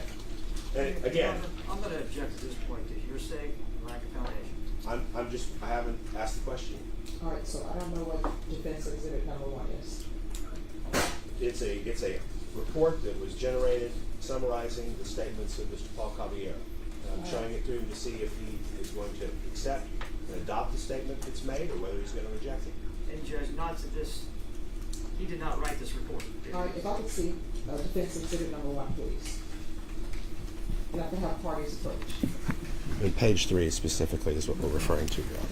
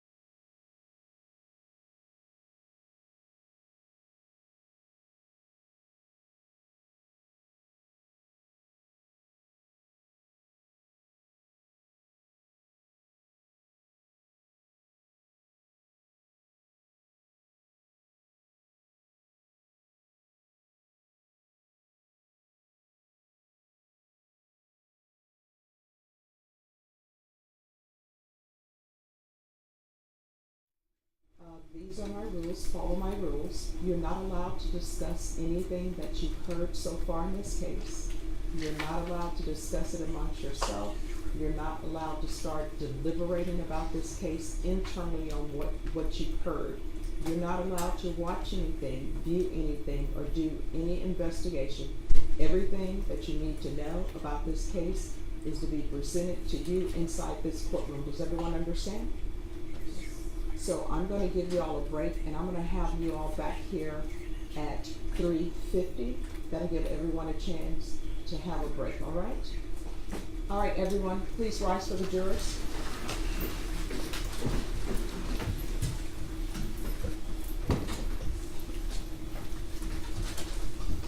Oh, defense. Thank you, Jim.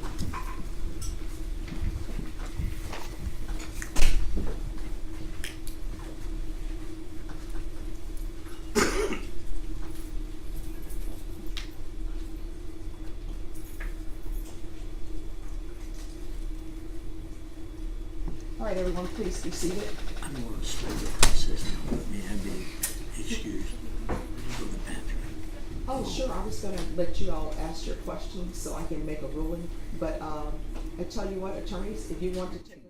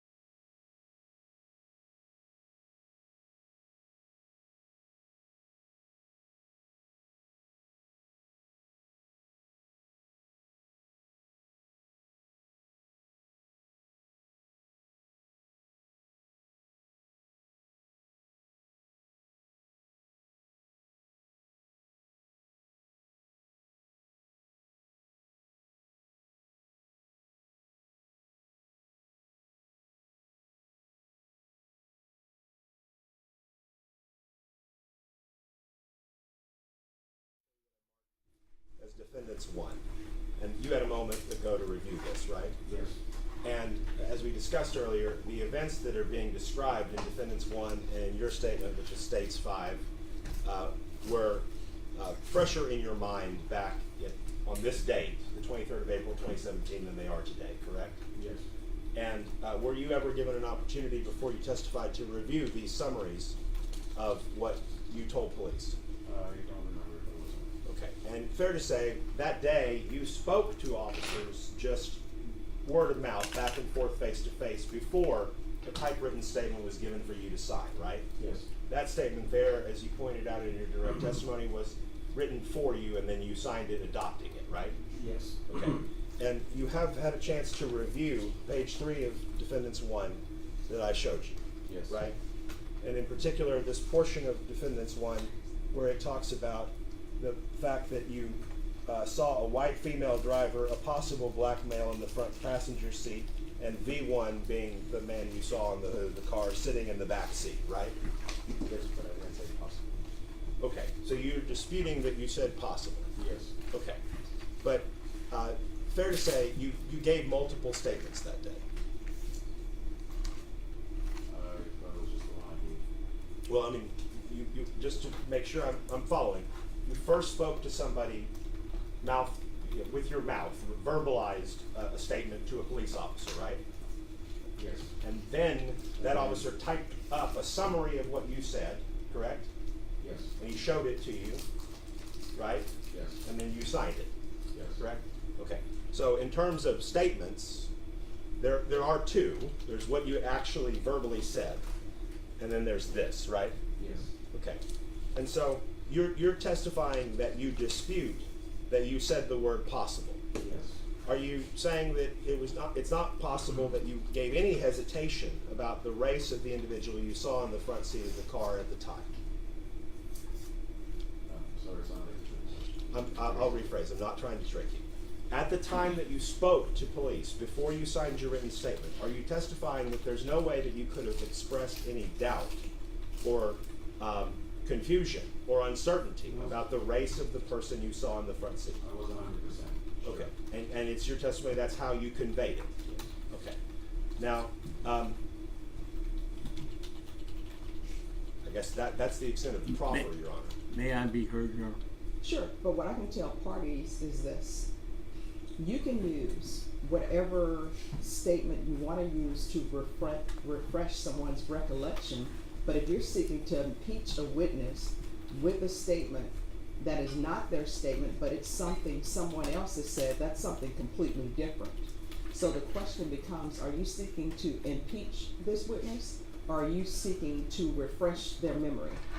Or are you trying to do an inconsistent statement? I would suggest that since the statement wasn't his statement, which the state used, was to refresh his recollection. They didn't offer it. They weren't asking him to adopt it. They said, does this help you to recall? They were asking, they were refreshing his recollection. We're entitled in front of the fact finder, I believe, under the law, to ask him that same question, which he did out here without the jury, and ask him if the officer says, and I want you to read this, that you said possibly, that does not refresh your recollection. And he can say, I'm 100% sure I didn't say that. That's fine. How is saying what the officer said not hearsay? It doesn't matter. You can refresh recollection with a nursery rhyme. No. This is what the court is saying. You can refresh anyone's recollection with whatever.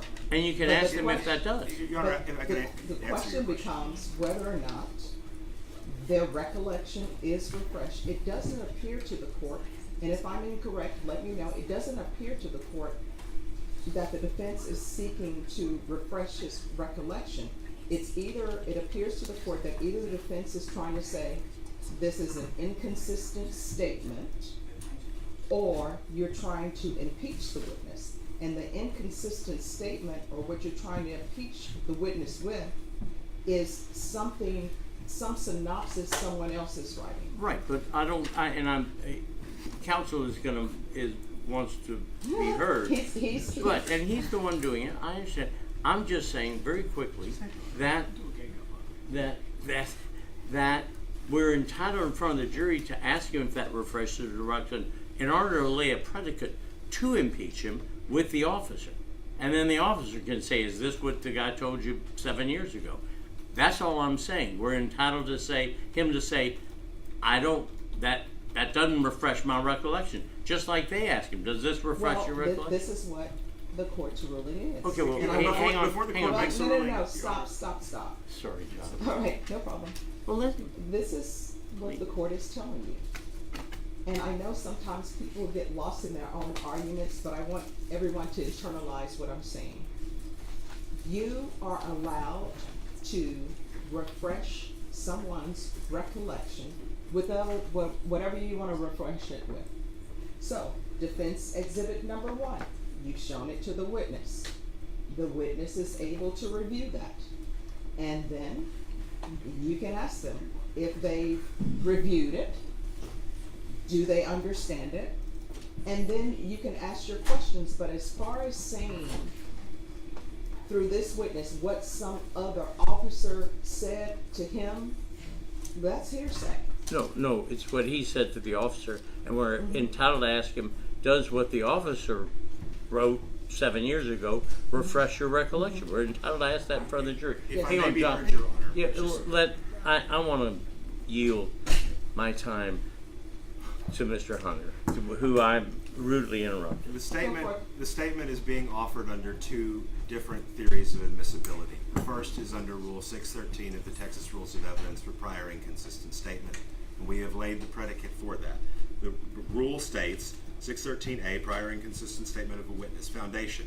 When examining a witness Okay, about... I know what prior inconsistent statements are. Subsection 4. And that's what I just said.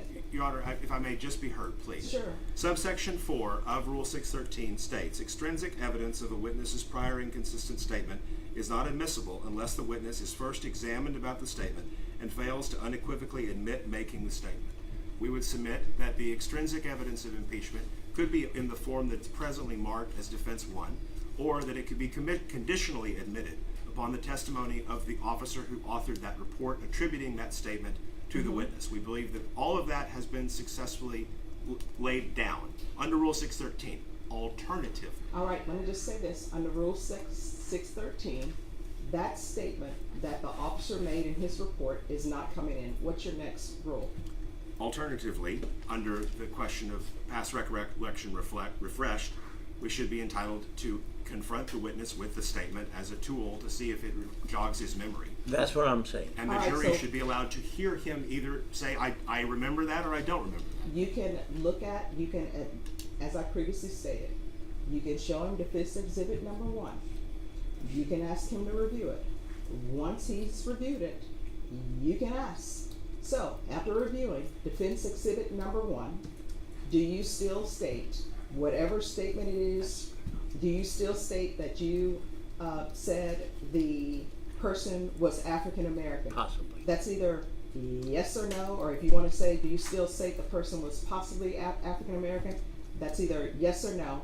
But my ruling, hopefully it's clear, you are not allowed to ask this witness specifically what that officer said as his report in a synopsis. Right. I'm not trying to say what the officer said. What I'd like to do to clean it up is to start over and say, Bring the jurors in.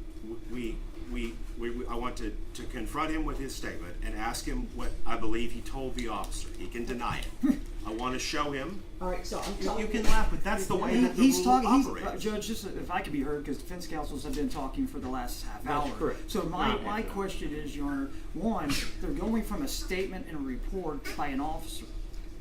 There's a body cam that leads to this, and we may have to do it outside the presence of the jury, but can refresh the individual's memory with his own words and his own vision of himself. It's what the So officer- the fact is that they want to go through a report that an officer may have put possibly a suspect that was black, African American, or whatever it may be. That's a statement by another individual. It's hearsay. They're trying to backdoor it by saying it's a statement of this individual, and that is incorrect. We're not trying to offer the statement. That should be clear. I don't think you offered his statement. I did not go ahead. And it's not. Unless you that- want to, that's I'll offer a statement. That's what the rule. I'll no, offer a statement No, if you that's like. what I'm saying. No, I'm saying we want to do the same thing you did. And that's all we're asking All for. right, That's so not a statement. Stop. We're off the record for a moment. Defense, state. This is where I expect everybody to keep their arguments. At this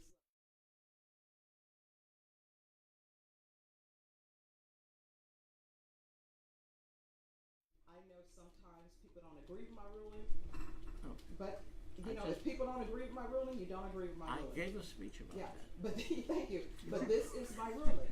So what I am telling everyone, so it is clear. One, you can show defense exhibit number 1 to the witness. Maybe it will refresh his recollection to something else, or maybe not. Number 2, you are not allowed to say what that officer said in his report. The only thing that you can ask this witness as it relates to that, since it appears that the sticking point for both parties is whether he said he was possibly African American or 100% African American. That is correct. You can ask this witness, review defense exhibit number 1. Does that refresh your recollection as to whether you stated the person was possibly African American or African American? That's it. You're not allowed to That's all we put want. before this jury. That's all you want? Yes. There we go. Well, see, if people would just listen to me and internalize, but people want to stay rules. But I was okay. listening and I failed to internalize. All right, thank you. My apologies. Let's bring the jurors in. Your Honor, Mr. Goldstein is correct that that's how we'll proceed. I do want my exception noted, I believe under 613-4, that the extrinsic evidence of That's been impeachment overruled. would be admitted. I understand, and so I want the court to note my exception, and I'm offering for the purposes of the record, defendants 1 as a bill of exception in light of the court's ruling. All right, thank you. Let's bring the jurors in. All right, for the jury.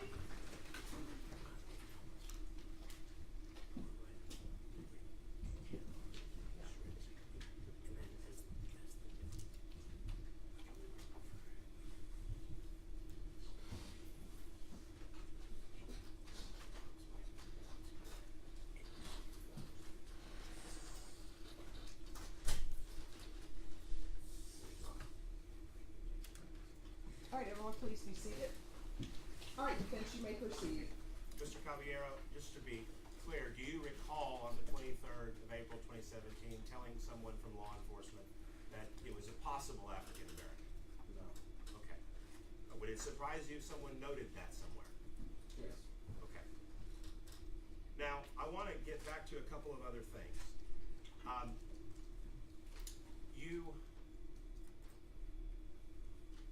We discussed the fact that you were looking backwards through someone seated in the middle back passenger seat of your car and a child on their lap, right? Yes. And that you were looking at the car directly behind you, correct? Yes. And so, from that vantage point, obviously the people in your own car are going to be blocking some of the things you'd otherwise have been able to see. You'd agree with that? No, because it wasn't that much of a blockage.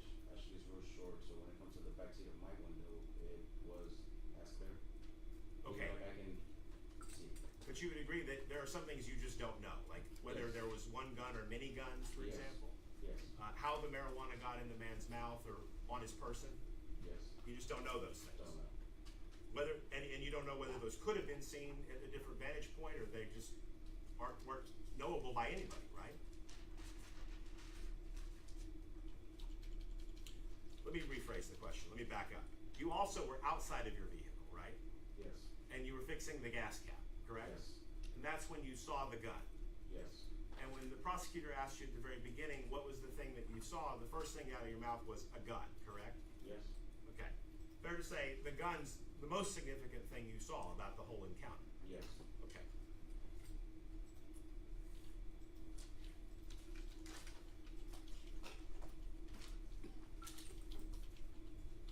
You said that that gun was silver, right? Yes. You said that the individual that you saw in the front seat had short hair, very short hair, correct? Would it Yes. refresh your recollection to recall your statement that you adopted on the 23rd of April 2027, Yes. or 17? Yes. Is that in front of you? Yes. Can you review it to yourself briefly and tell me if you noted the length of the hair of the person you saw? Real short hair? That you told the officer real short hair? Yes. Okay. And again, in that same document, you never notated that, you never said anything there about being on all fours when the man was on the hood, right? No. And you said that no one asked you that question, right? Yes, I just said he was on the foot of the car. And to be fair, you didn't tell them at the time, no, go back and rewrite the statement, he was on all fours. You didn't do that at the time. No. You didn't describe anybody as being Hispanic or Mexican, correct? Yeah, the person in the backseat was Hispanic. Okay.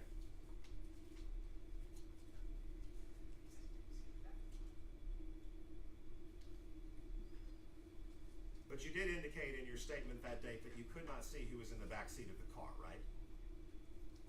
Yes. And you didn't see a backpack, for example. No, I didn't see that. You didn't see anybody struggling over some kind of an object like a bag or a backpack, did you? No, I just saw the strap on the back. Pass the witness. Other questions, Your Honor? All right, is this witness excused? Yes, Your Honor. Yes, Your Honor. All right, the rule has been invoked. You're not allowed to discuss your testimony with anyone. Do you understand? You're not allowed to do anything. Do you understand? Yes, ma'am. All right, you may step down. Remember to leave the mic. All right, thank you so much. All right, state, call your next witness. State calls Ernest Reyes, Your Honor.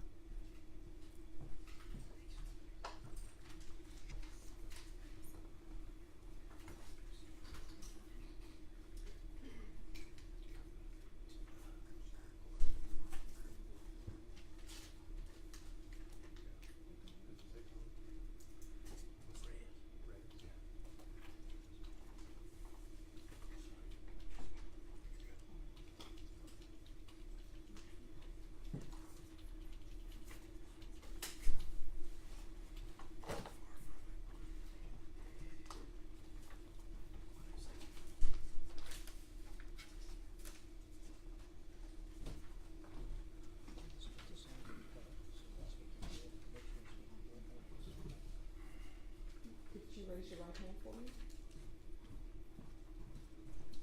Oh, no problem. Do you solemnly swear or affirm the testimony you give will be the truth and nothing but the truth, so help you God? All right, you can lower your hand. You'll make sure you keep your voice up so that the jurors can hear. Okay. Just state your name for the record and spell your last name. Hello, I'm Ernest Reyes, R-E-Y-E-S. All right, state your name, proceed. Thank you. Mr. Reyes, good voice. You have a voice that travels, so I appreciate that. So if you don't mind, keep that up, all right? Sir, I'm going to go ahead and jump right in and ask you, on April 23rd, 2017, were you traveling with some family and friends? Oh, yes, correct. I'm sorry, Your Honor, if we could approach briefly. Sure.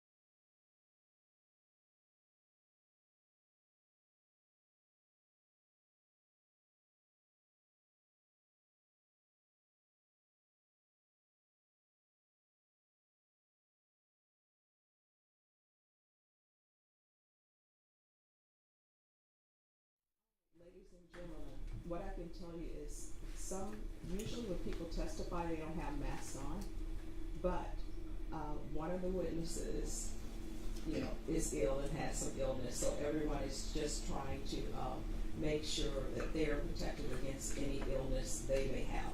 So that is why. And, the first witness, the reason why I asked her to lower her mask, because everybody was having difficulty hearing her. But since this witness, no one has informed me that they're having trouble hearing them, I'm allowing them to keep their mask on, and neither the state nor the defense have any objection to their wearing their masks. But that is why you've seen witnesses with masks on, because they're ill, they have some sort of cough. All right, state, you may proceed. Thank you, Your Honor. I think the last question you were about to answer is, you're on April 23rd, 2017, you were in a vehicle with some family and friends, is that correct? Yes, that's correct. And if you don't mind panning your view over to exhibit number 3 that's on the monitor there, did you end up at that intersection of McCullough and 410 Access Road? Yes, yes, right. And on that particular day, who was driving the vehicle? It was me. It was you? Yeah. And when you're driving the vehicle, are you the one that was driving on this particular time when you came up to the red light at that intersection? Yes, correct. And did you stop the vehicle? Yes. Came to a complete stop at the red light. And your vehicle in relation to other vehicles, there any vehicles around you? Yes, one completely in front of me and one directly in back of me. And at some point during the stop at the light, did your attention get brought to the vehicle behind you? Yes. And do you recall what type of vehicle that was behind you? I don't know the make or the model, but I do know it's dark black vehicle. Okay. And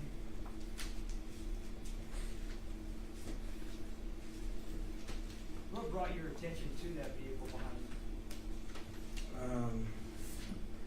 you? A person that was in the vehicle with me was notified that. Objection, hearsay, confrontation. Sustained. Let me ask you this. At some point you looked at the vehicle behind you, is that correct?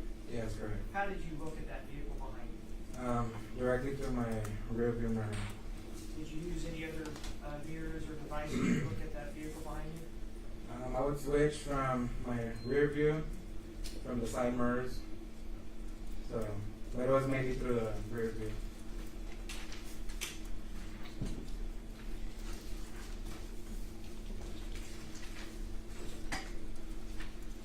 I'm going to show you what state exhibit number 1. Is that the vehicle that you were traveling in that day? Yeah, that's correct. And who is that driving the vehicle? That's me. That is you? Yeah. And who is this in the back? That is my mother. And then on state exhibit number 2, I'll show you that one also. Is that the same vehicle? Yeah, correct. And can you see individuals that are in the back seat? Yes, that's my niece and her husband and her child, her kid. Okay, and just the names of those individuals that were in the back? Ashley and Raul. Okay, and then who's this individual standing here? That's my partner, Paul Anthony.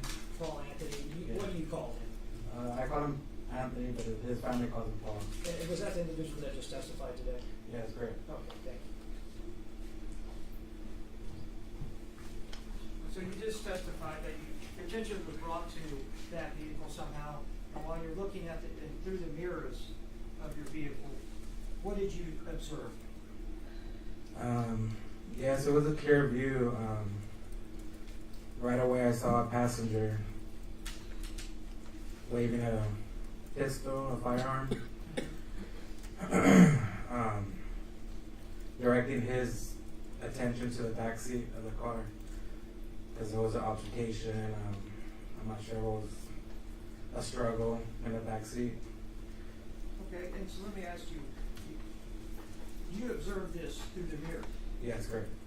This is not something that you learned from somebody else. No. This is something that you directly saw looking through the mirror. Yeah, great. And what time of day was this? Well, do you remember what time of day? So once sun was out, it was about 4 afternoon, 5 o'clock in the afternoon. Okay, so it was daylight. Yeah, So it wasn't like a nighttime thing where you couldn't see very well. no. And so when you're looking, you said you saw the passenger, and which passenger in that vehicle in the back? Was it a backseat passenger or a front seat passenger that you saw with the gun? A front seat passenger. And can you give any description of that front seat passenger? Not a direct. I mean, I couldn't point out facial hair, tattoos, or piercings or anything, but he was just a black male. Black male? Yeah. And obviously you just stated, I just need to ask, could you even tell the age? If you can. Yeah, no. Okay. And when you're observing this front seat passenger, black male with a gun, you said he was, what was he doing? How was if he's in the passenger seat up there, Yeah. Your Honor, may I just stand here Yes. and demonstrate to the jury if you're that black male with the gun and there's a driver, is that correct? Yeah, that was a female driver. A female driver. And so that I'd be right next to you. So if I'm that female driver and you're that black male with the gun, do you remember which hand he was using, or if you recall? His right hand? Show the jury what that black male with the gun was doing. Initially I saw, what I did see, he was reaching over to the back, swinging it and like trying to intimidate somebody that was back there that they were trying to get control over or something, I'm not sure. So in the back seat. In the back seat, yeah. And so you're saying swing, was the person leaning or was he turned around? How was that individual? The gun was in his right hand and he was just reaching over. You know. And could you tell if it was any passengers in the back seat? I believe I saw 2 individuals, there might have been 3. But yeah, There was individuals in the back. yeah, correct. And you just stated at least 2, maybe 3. Yeah, correct. Okay. And did you see any other individual in that car with a gun? No, sir. I guess to be fair, you couldn't really see all those passengers in the back seat, so you don't know for certain if somebody may or may not have had a gun. Correct. Now, when you see this, I guess, what you described as intimidating, or with that gun in the back, towards the back seat, what happened at that time? How long? I'm sorry. Let me retract that question. Do you recall how long that interaction happened? Was it? It seemed to be like quick. Everything happened so fast. I was focused on the light changing. My attention was fixed on the back, the car behind us. Mm-hmm. So, just a lot of emotions going on. It was quick. Okay. And so it was pretty quick, you say, and then anything of significance happened after you viewed that? I just seen them to look like to be beating on the person in the back seat. Mm-hmm. So I don't know if he was forced out or pushed out or willingly or what, but at that point, he did end up on the access road on the outside of the car. Okay. Just yelling, saying, just give me my things, give me my Objection, things. hearsay, confrontation. All right. Cited utterance at this point. All right, then, counsel, if you lay the foundation for excited utterance, and then defense, you can make your objection, the court will make a ruling. Thank you, Judge. Now, Mr. Reyes, when this individual was yelling just words, was he calm, or what was his demeanor? No, he was in a panic mode. He was just infuriated, like had a lot of adrenaline. Was he yelling, or was he just saying things like I'm saying now? Was he saying it like that, or was his voice elevated? No, elevated, yelling, wanting his things back, just saying, give me my things, give me my things. And did he say anything else? Not at that moment until I saw what happened next. Okay, well, tell the jury what happened next. At that point, the light did finally turn green.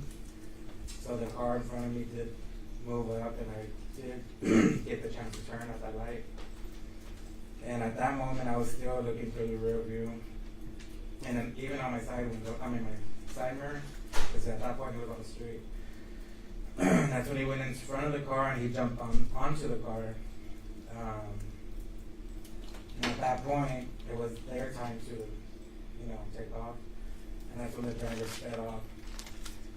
So as I turned on, I believe it was McCullough Street, on that right, he was yelling and screaming as he was on the hood, just saying, help, somebody help me, please, somebody help me. Your Honor, I'm going to renew the objection, and while I recognize the court has asked the prosecutor to lay a foundation for excited utterance, that only would resolve the hearsay component. The confrontation component is not satisfied purely by the fact that it's an excited utterance. There is not a Michigan v. Bryant exception, and I would object under confrontation clause independent of my hearsay. All right. State, until the foundation is laid as to who the person is, their identification, their objection is going to be sustained. Motion to instruct the jury to disregard all the testimony about what the man said on the hood of the car.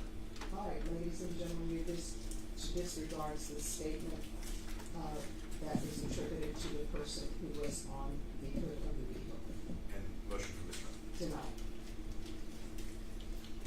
This person that was on the hood, let's go back to when, I believe you used the terminology, sped off.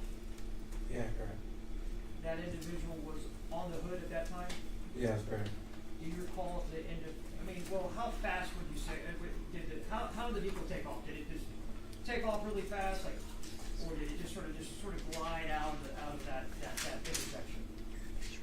I would say glide and then picked up speed. Mm-hmm. Yeah. Was the individual standing on the hood, or how were they on the hood? No, at that moment he was holding on to not lose his balance or fall off the side, so he was holding on to the, I guess where the windshield is at. Yeah, he was holding. He was holding on. Okay. And so you now, when you take a ride on McCullough, where do you go from there? I continue straight, and then there's like a shopping center, and then I take a quick left into the shopping parking lot. And that's a quick left, and that would be, you took a right on McCullough, and then you took a left into this parking lot here? Yeah, correct. And then at that point, when you're in this parking lot, where did you drive to? Well, on McCullough, I was taking my time. I was driving slow because I was trying to get the name of the street to inform the officers, because I believe my niece was on the phone with the police at that time, so I was trying to get the street name because I didn't know. I'm not from that area, so as soon as I got onto the shopping mall parking lot, and I just continued straight back. Okay. And so you just sort of drove through the parking lot? Yeah, correct. Did you ever observe or see this vehicle, this dark or black vehicle with the individual on the hood? Yeah, sometimes. As I was on McCullough. And let me bring up exhibit number 3, so you point it out there, and then I'll run the overhead for you. Can you point here? Yeah, as I was when I took that right, I was still looking over my shoulder to see that they continued straight. They continue straight on the access road? On the access road. Okay. So as I was driving slow because, like I said, I was trying to get the street name. I was looking over my shoulder to see what was, I initially thought they just went all the way straight and continued straight. But as soon as we got in the parking lot, then I noticed that a little further up that I saw the black car speeding around one of the establishments. I think it was another building around there. Okay. And do you see that building, do you see that building on the map? Yeah, I believe it's like after around here Chick-Fil-A, Okay. they sped in that direction. In this direction? Yeah. Okay. And again, the publishing state exhibit number 3 pointed out that the vehicle, that black vehicle was speeding on this way, is that correct? Yeah, that's correct. Okay. And I'm gonna show you what state exhibit number 4 has been entered into evidence.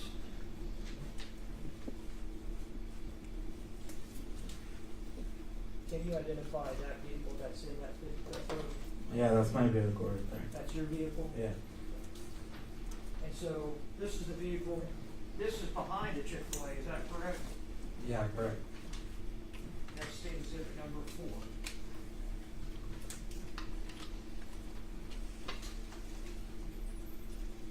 4. And did you hear anything when you were in that parking lot? Yeah, as soon as I got onto the parking lot, I heard a shot. Could have been 2 shots, but I know I heard a gunshot. You heard gunshot or gunshots? I would say gunshots. Okay. And did y'all ever stop? After I initially went around the parking lot, I think I took a little circle around. That's when we saw the victim on the parking lot of Chick-Fil-A. So I did pull over, and then my family members ran to give him aid to see if he needed help. Or Now, this person that you classified as a victim that's on the ground, is that the same individual that you had seen on that hood of that vehicle? yeah, correct. And so is that the individual that was yelling at that intersection? Is that correct? Yes, correct. And was it also that same individual that was yelling on the hood as it sped off? Yes, correct.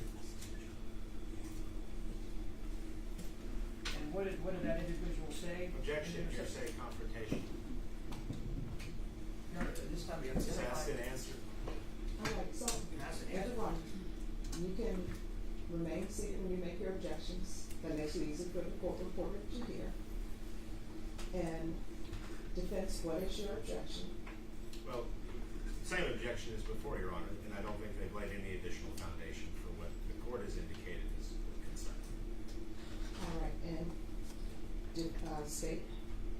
The state would be arguing, 1, he's been identified. 2 is the individual that's deceased. And 3, it's a dying declaration. This is an individual that is actually subsequently dies in that parking lot. All right, with regards to dying declaration, Yes, Your Honor, dying declaration is also not an exception to confrontation. There's an additional finding that the court would need to make, and if that kind of an issue needs to be addressed, I would request that we have a hearing outside the presence.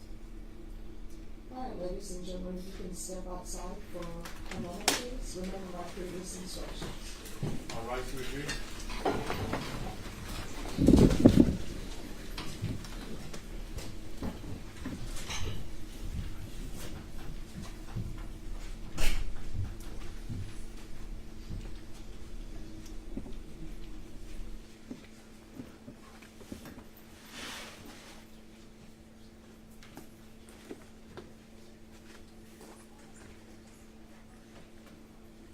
All right, everyone, please be seated.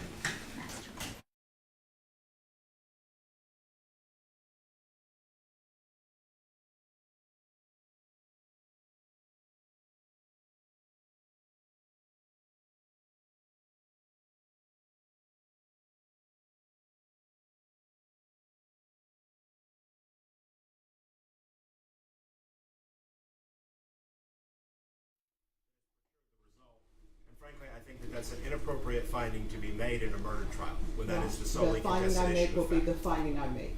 So, I mean, I'm just saying, I don't think it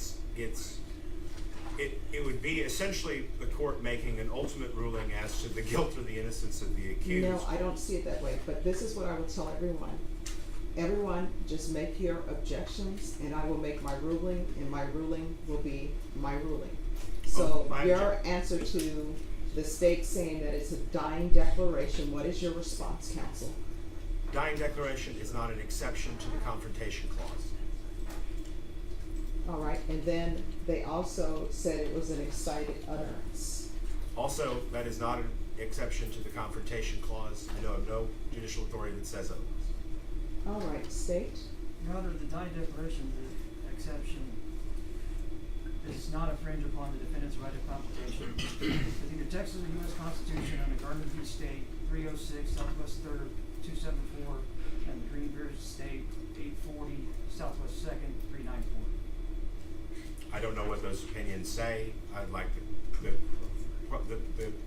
it sounds like they may be pre-Crawford as well, which is a concern. Well, The- we say things sound like something. The question is it? So if you all want to look up the case law that the state has provided, you're more than welcome to look that up now. Thank you, Your Honor. Yeah, how long of a recess can I have? All right, y'all can do it right now. Does everybody have Wi-Fi and connection to a I computer? don't have my computer set up. My co-counsel does. I can get to the sites again. All right, so, Cindy, do you need a break? Sure. All right, they're gonna look up some case law. You can step down, but remember, these are the instructions. You're not allowed to discuss your testimony with anyone or to do anything. So don't do any of that, all right? Because the rule has been invoked. All right, thank you. What time? If you'll just wait in the waiting area, if you were in the waiting area.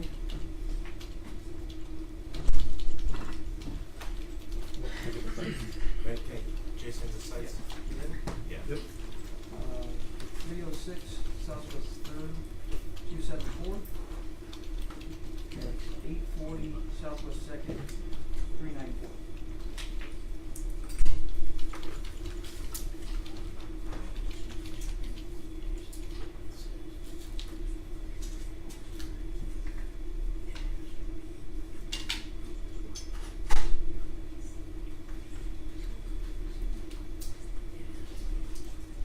That's right. That's right.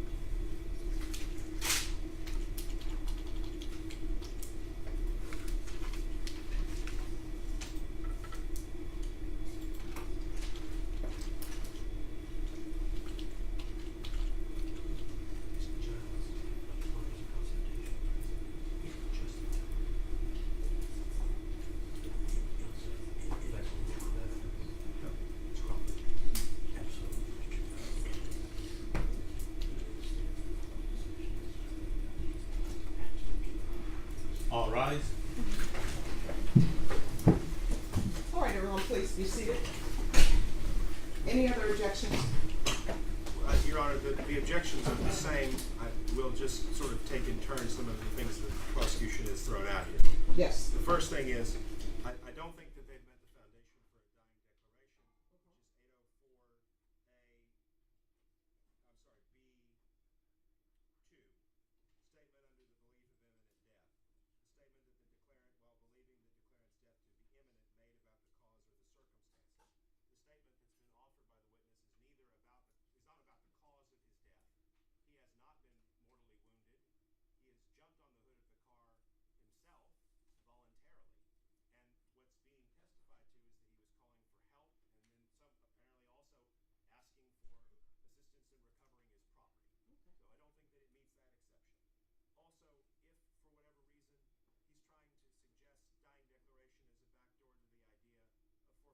Also, if for whatever reason he's trying to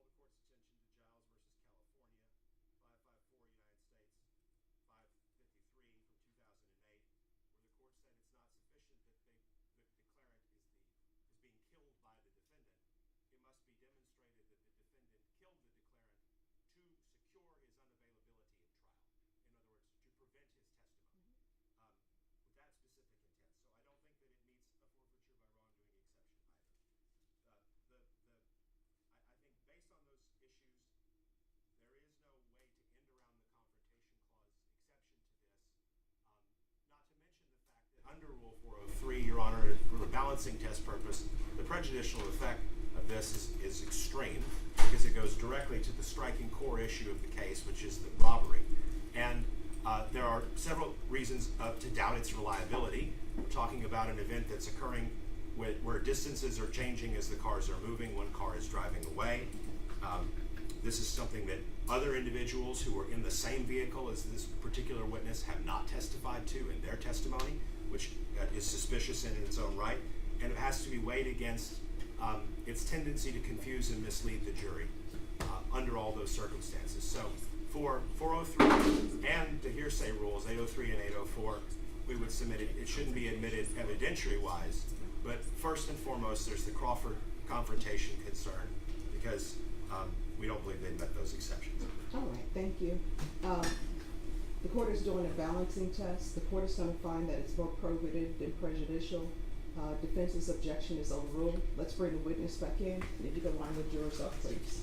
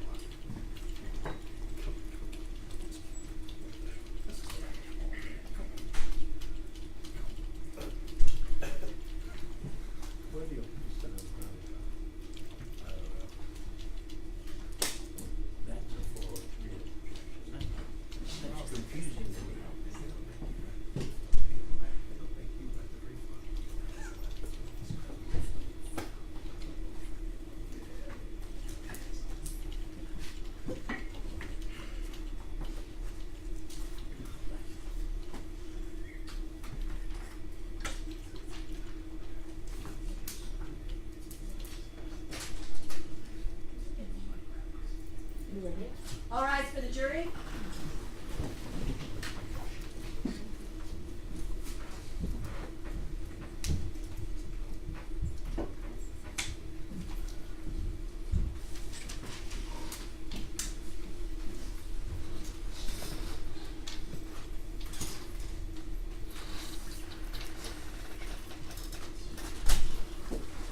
All right, please be seated. State you may continue with your witness. Thank you, Judge.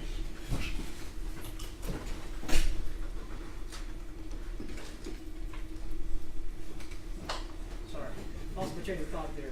Mr. Reyes, I believe I was asking you what this person you indicated as the victim that was on the ground back at the intersection when he was first had gotten out of that vehicle, when he was outside the vehicle. What was he saying at that point, and or yelling at that point?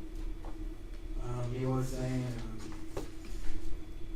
was just yelling, give me my things. Just give me my things, just give me my things. And he wanted his property back, whatever it was, I don't know. And was he saying that, where was he directing that to? To the people in the vehicle. And then as you testified earlier, he jumped on the hood of that vehicle. Yes, correct. And then as it sped away, he was holding on. What was he saying then? That's what I guess. That's when he was saying, just screaming, help me, somebody help me, please, somebody help me. Thank you, sir. We'll pass the witness. All right, defense. Thank you, Your Honor. Good afternoon, sir.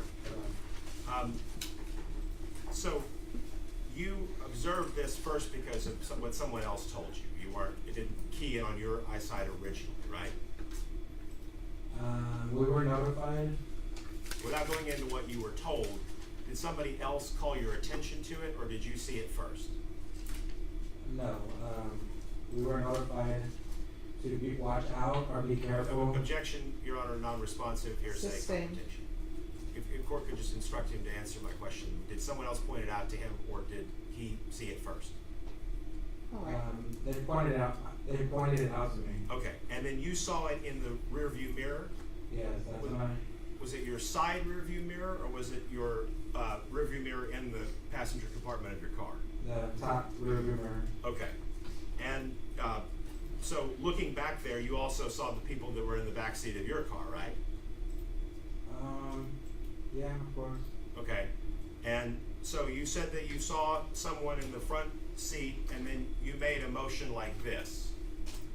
Do you recall doing that with Mr. Garahan a moment ago? Yes, sir.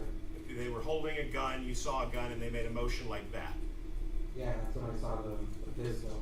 Okay. Because he was there waving it around me.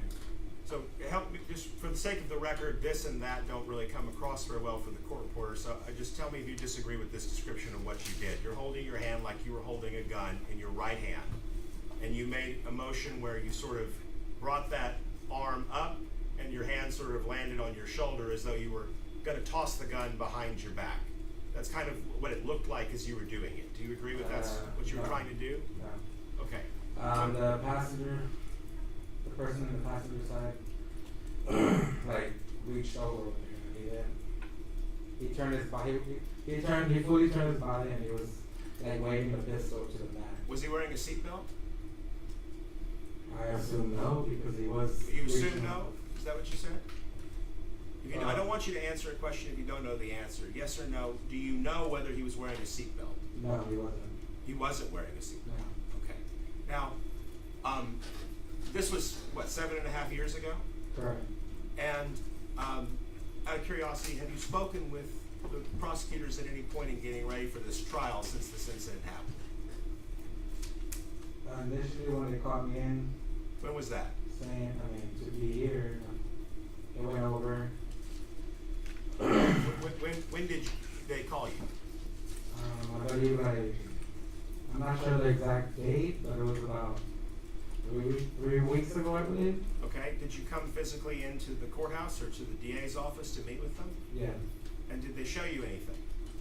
They showed photos and the video. Okay. Yeah. So you listened to your audio recorded statement? From the police, I mean, did you listen to any, did you read or listen to anything that were your words? yes, correct, from the police officer. Okay, did you read or listen to anything that wasn't your words? No. Okay. Now, I want to get back to this issue with the motion that he made and the motion that you were gesturing to the jury. Okay, you say his seatbelt was on. So, in terms of the torso of his body, was his belly button? Judge, I'm just going to object that mischaracterization of the testimony given. All right, if you can ask your question. Did you testify that the seatbelt was on a moment ago? No, I would say it was off. Okay, the seatbelt was off. Off, yeah, correct. Okay. Was the belly button was his belly button facing towards your car, or was it facing the other direction, towards the back seat? To the side. So the belly button would have been facing the driver? I would assume because he was. Okay, I don't want you to assume. You Yes, saw it, correct, we correct, didn't. yes. So help me understand. You know, when I say the belly button, I want to understand where is this man's torso that you're observing. If Mr. Goldstein here is the driver of a car, and I'm the passenger in the front passenger seat of that car, and I'm looking at your car, and you're saying that the person you saw in this seat is having a fight with someone in the back seat, right? Yes. No, his torso, his belly button, as you're saying, was faced to the driver. Okay, so he's faced like this, and his neck is craned this way, so that. Not all the way completely like that. Okay. Is he attacking the man in the seat behind the driver? Is he attacking the man in the middle seat? In Is the he attacking middle. the man behind his seat? The middle seat. He's attacking the man in the middle seat. Correct. Okay. With his right hand or his left? Is right. Okay. So he's got a gun in that hand, right? Correct. Okay. So he's attacking with the same hand as the gun. Correct. And he's using the gun as a bludgeon, right? Like as a club. Correct. He's not trying to shoot somebody with it, that you can tell he's using it to hit somebody with. Correct. Okay. And so you're saying that this is how you saw it, striking across his body. You could say yeah. Okay. What color was the gun? I don't know my gun types. I don't own a firearm. I just want to know what color it was. It was black. It was a black gun. Yeah. What color? I'm sorry. What kind of hair was he displaying? What was it? Long? Was it short? What is that? What does that mean? I'm sorry. Well, okay, like my hair's kind of longer than yours, right? I couldn't give you a full description of the person, like I said before. Like I didn't know if they had piercings, tattoos, long hair, short hair. The gun I was just something. know, yeah, I just know he was a black male and the passenger. Okay. Fair to say the gun probably plays a bigger role in your memory than what his face looked like. I was fixed on everything going on. I was fixed on everything that was going on. So I was not just fixed on him. I was The whole situation. exactly. Okay. You don't remember if there were 2 or 3 people in the back seat, correct? Those two, but it could have been 3. Okay. You don't know if there were any other guns in the car or not. You didn't see any. No. But you're not saying that there couldn't have been, right? Right. Did you see anyone struggling over any belongings, a bag, a backpack, anything like that? Yes. Individual in the back seat. Okay. You never told the police that, though, did you? I'm not sure. Okay. I'm not sure. I'm not sure. It's been so long ago. Well, you said 3 weeks ago you reviewed your video, right? Yeah. Correct. That wasn't so long ago, was it? But as I go along, the memory comes back. Oh, okay.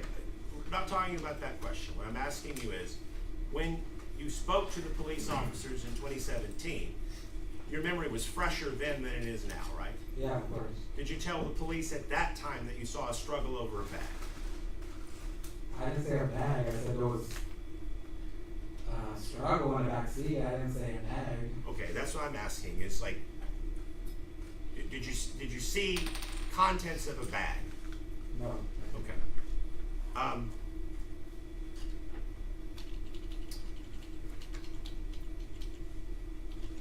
And fair to say, because of the way his body is turned, you're not looking at his face head on the way that you and I are looking at each other, right? Yes, correct. You're looking at him in profile. Yeah, correct. Okay.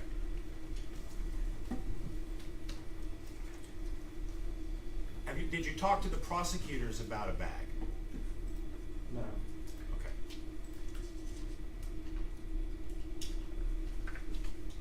Now, to be clear, you did not see him get shot, correct? Yes, that's correct. I did.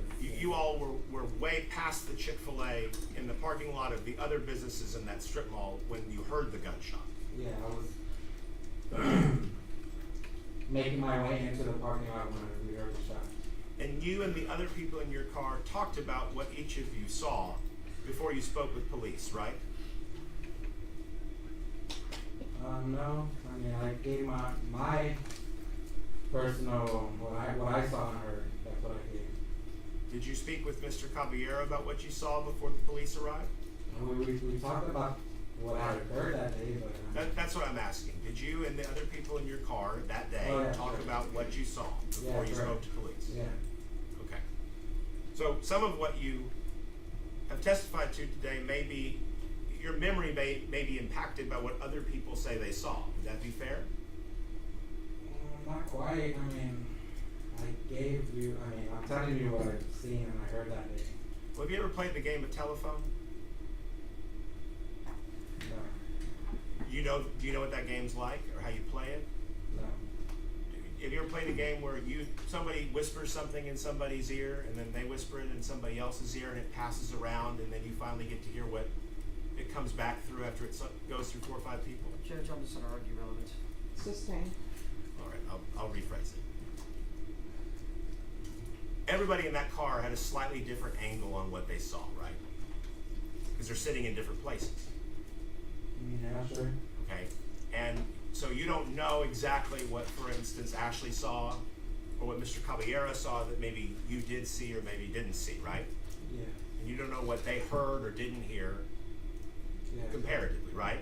Correct. What you do know is that all of you talked about what each of you saw and heard after the fact, right? Correct. Okay. And there were 3 adults and 1 child in the back seat of the car? Correct. Okay.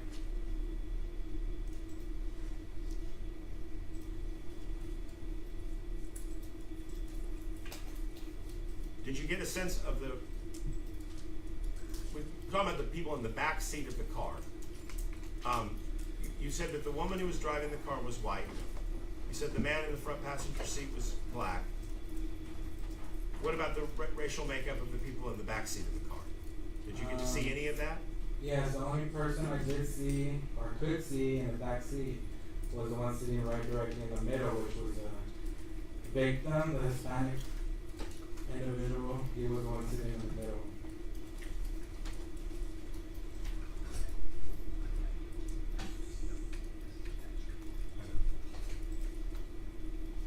Pass the witness. State. No question, Judge. All right, is this witness excused or subject for recall? Excuse my statement. Excused by the defense. The rule has been invoked. You're not allowed to discuss your testimony with anyone or watch anything while the trial is proceeding. Do you understand? All right, thank you. You may step down. Be sure to leave the microphone behind. Thank you. State, call your next witness. The state calls Elaine Hester Rogers.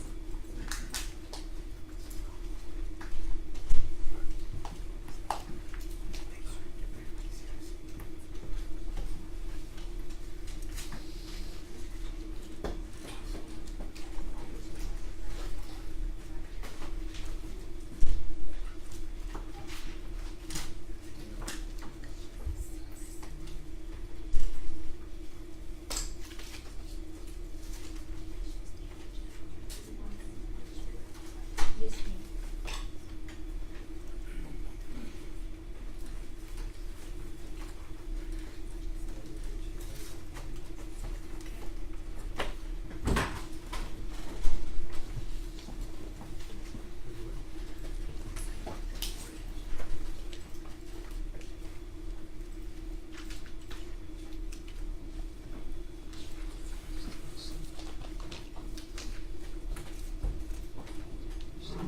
You see that little mic, this thing right here?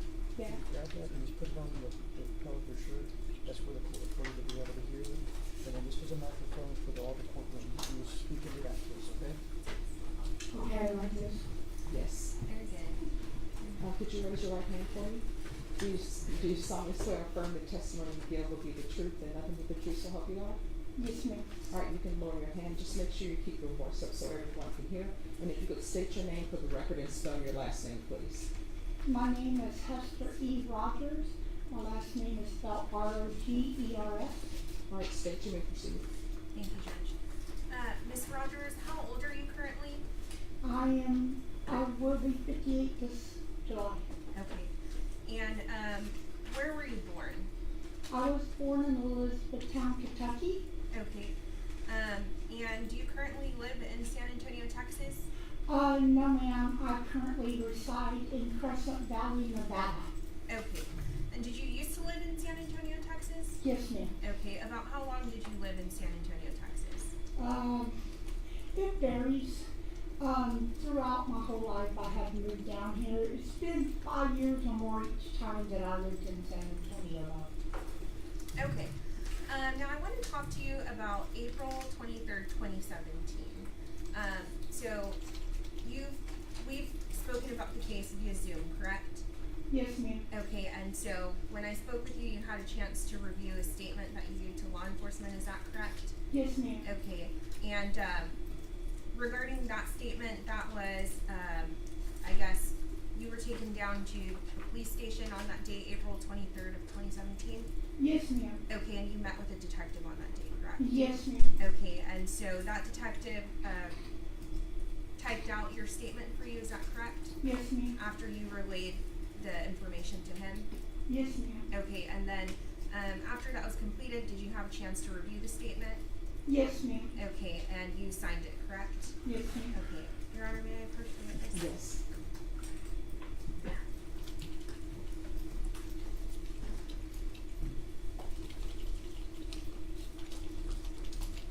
And, you know, there's been some mention, I mean, this happened back in 2017, so would this statement help refresh your memory at any given point if you needed to refer to it? Yes, ma'am. Okay. I'm tendering what's been marked as State's Exhibit number 6 for identification purposes to defense. Your Honor, our objection would just be that there's been no foundation that she lacks that memory. It's All right, that's gonna be overruled. all right. Now, I'm going to talk to you about the day, April 23rd, 2017. Do you remember what you were doing that day? Yes, ma'am. I had actually been homeless at that time, and I was out flying a sign at McCullough and 410 Access to get money to try to have a place to stay that night. I just was standing at a bus stop waiting when I seen this whole thing go down. And was that bus stop located at McCullough and 410 Access Road? Yes, ma'am. Okay. And at some point while you were standing there at the bus stop, did a car get your attention? Your Honor, I'm going to object to leading. Overruled. You can answer the question. Yes, ma'am. A car did get my attention. Actually, 2 cars that day had got my attention. Okay, so the first Another car had the gas cap open, and I just told them so they could shut it. Okay. But the second car was what really got my attention. Okay, so that first car, you said the gas cap was open, is that correct? Mhm. Okay, and so you notified them of that? Yes, ma'am. Okay, and then after that, can you tell me more about the second car and why that car caught your attention? Well, I happened to notice a fight in the car. You know, the front passenger was turned around and was fighting somebody in the back seat, and I didn't know who it was. Okay. And then the passenger in the back seat jumped out and screamed help and was yanked back in the car. That really got my attention. It's like, wait a minute, somebody needs help here. Okay, and regarding that vehicle that the fight was going on in, do you recall what color the vehicle was? I believe it was black at the time. Okay, and so do you know what the driver of that vehicle looked like? She was a Hispanic female, and her hair was dyed blonde. At the time, I believe I saw her wear a white t-shirt. Okay, and regarding that front passenger of that black motor vehicle, do you recall what he looked like at all? I knew he was about a medium skinned black guy that had about a 2-inch afro, and there was like a little blonde streak in his afro. He was brandishing a firearm at the time. Okay, and so you observed this front passenger with a firearm in his hand, is that correct? Yes, ma'am. Okay, and so when you say that he was brandishing the firearm, can you kind of explain that to me? How was he doing that? When he was turned around, fighting whoever in the back seat, I could see him holding the gun up like this. and that's how I noticed he had a gun in his hand. I seen it through the windshield. Okay, and in your demonstration, you're using your right hand. Is that the hand that the person was using to hold Yes, the ma'am. firearm? Yes, ma'am. Okay. And so when you say that their front passenger was fighting with someone in the back seat, can you kind of describe the motions that you were observing in that motor vehicle? It was like they were swinging their arm, Okay. you know, and then they were holding the gun out. Okay. And then you said that you heard the person in the back seat yell help, is that correct? Yes, ma'am. Objection, Your Honor, that, I believe that was the With testimony. regards to leading, that'll be sustained. I move to instruct the jury to disregard the question and the answer. All right, ladies and gentlemen, you will disregard, the question and answer for that Motion. last question and answer. Motion for mistrial, Your Honor. Denied. Okay, and so when you were standing at the bus stop and you're observing this, what you've described as fight going on, did you hear anything from the person in the back seat? When he jumped out the car the first time, he said, help. Objection, hearsay, Yeah. confrontation. All right, that's overruled. Okay, so he said help, is that? Yes. Okay. And, after that, what did the person that exited the vehicle, do you remember what he looked like at all, the person that exited the back seat? Just a Hispanic man. Okay. I'm not quite sure on details of features, but No, that's fine. I do Thank you. remember him being a young Hispanic male. Okay, and so when that person exits the motor vehicle, what does he do after he's yelling for help? The second time he jumped out, it looked like he was trying to run away, and it looked like he had come from that back to go around the front of the car. At the time, the light turned green, and the girl hit the gas pedal, and he wound up on the hood of the car. Okay, do you remember how he was positioned on the hood of the car? If you can't recall, that's fine. I'm not quite sure. I don't want to state something that may be wrong. Yeah, thank you very much. And so, when that individual, that Hispanic male, was yelling for help, did anyone help him? No, because nobody really saw it but me. Oh, okay. And, once he ended up on the hood of the car, were you able to Just see? one moment. Oh, sorry. Jurors, do y'all need a break? Anyone? Can I have attorney's approach?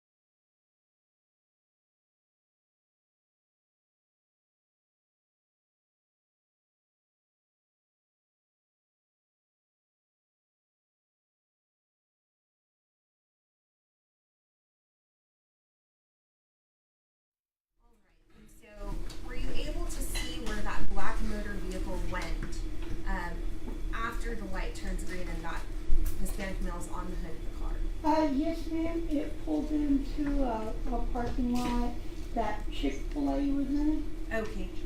And so, once you see that black motor vehicle turn off into the Chick-fil-A parking lot, did you hear anything at that point? Yes, ma'am. That's when I heard 2 gunshots. Okay.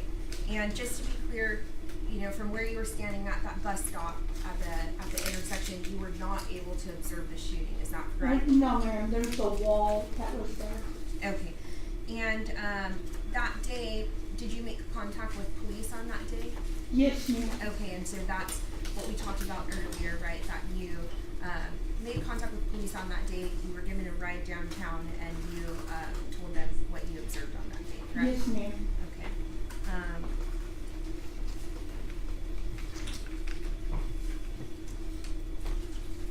Do you recall the age of the driver and the passenger?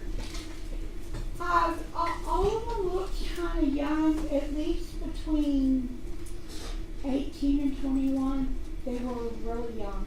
All right. You pass the witness, Brody. All right, defense? Thank you, Your Honor. Good afternoon, Ms. Rogers. How are you? Okay, and how are you? I'm well, thank you. I just have a few questions for you. You had testified a moment ago that nobody really saw what was going on but you. Do you recall explaining that to the prosecutor? Yes, the reason why I thought that was because I was right there in front of the vehicle. I was like maybe 20, 25 feet from the vehicle, and everybody else that witnessed it, besides the cars around them, were over in a hotel parking lot at least. I can't even guesstimate, further than 100 feet from the vehicle. Fair to say you didn't see anybody from any other vehicle come to their aid? No. You mentioned that you saw another vehicle that day that had a gas cap that was open. Yes, sir. Did you notice the demeanor or the behavior of the people in that vehicle with the gas cap? No. Okay. I didn't pay attention. I just let them know that. Okay. You said that there were 2 Hispanic males in the back seat? I believe so. Okay. And just to be clear, you described the individual that you saw in the front seat as having an afro about 2 inches in length, right? Yes. And there was a white or blonde streak on the left side of the man's head? Yes. Okay. I just want to, for vantage point's sake, are you, you're on the curb of the curb that would be next to the access road, right? Yes, sir. I was actually at the bus stop right there. Okay. Because once you pass the light, you go up the access road. So I was right there at the bus stop. Okay. And so from that point, you said you were flying your sign. Is that on the passenger side of this vehicle or the driver's side of this vehicle? Passenger side. Okay. So let's just say that I'm sitting at that bus stop and I'm observing this. Is the passenger's side car door, the front passenger side car door, directly in front of your field of view, or is it slightly off to this side or this side? I would say it was slightly off to this side. To the left? Yes. Okay. So I was standing there able to face it, but it was one car back from where I was at. one car back from where you were Yes. at. So would you say that what you were observing, you were looking at through the front windshield of that car or the side The windshield? front windshield. Okay. And again, you said a blonde or white streak in the man's hair. Yes, sir. Okay. You also indicated that the man was holding a gun and you made a gesture, but I just want to get a sense, where was the gun barrel pointed when you saw the man holding the gun? Straight up. Straight up? Yes. Okay. Did you ever see it pointed at anyone in the car? Not in the car. Outside the car, he pointed it outside, but not in the car. Okay.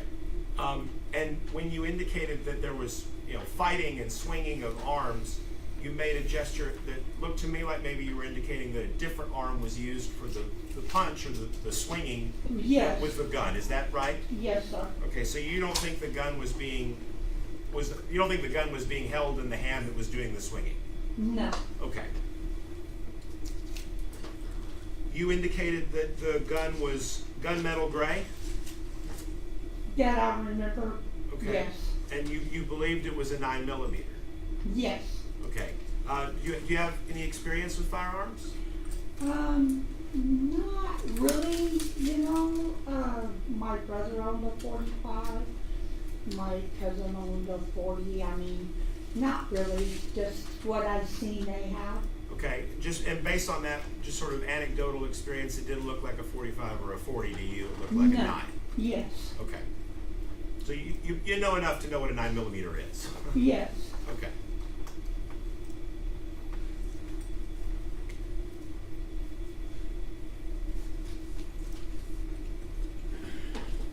I noticed that you're wearing glasses today. Yes, sir. Were you wearing glasses on that day as well? Or did you? I believe I was. I've been wearing glasses for a long time, since my 40s. Pass the witness. Thank you, ma'am. No further questions, Your Honor, and excused by state. Excused? Yes, Your Honor. All right, the rule has been invoked. You're not allowed to discuss your testimony with anyone until these proceedings have ended. Do you understand? Yes, ma'am. All right, and if you'll remove the microphone and you may step down. Okay, thank you. Thank you. And I'm sorry I put that thing over with me. State, call your next witness. The state calls Lasagna Robinson.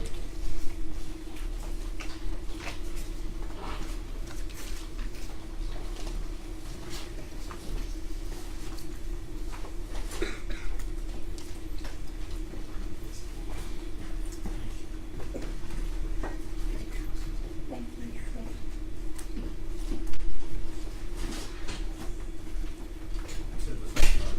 Correct.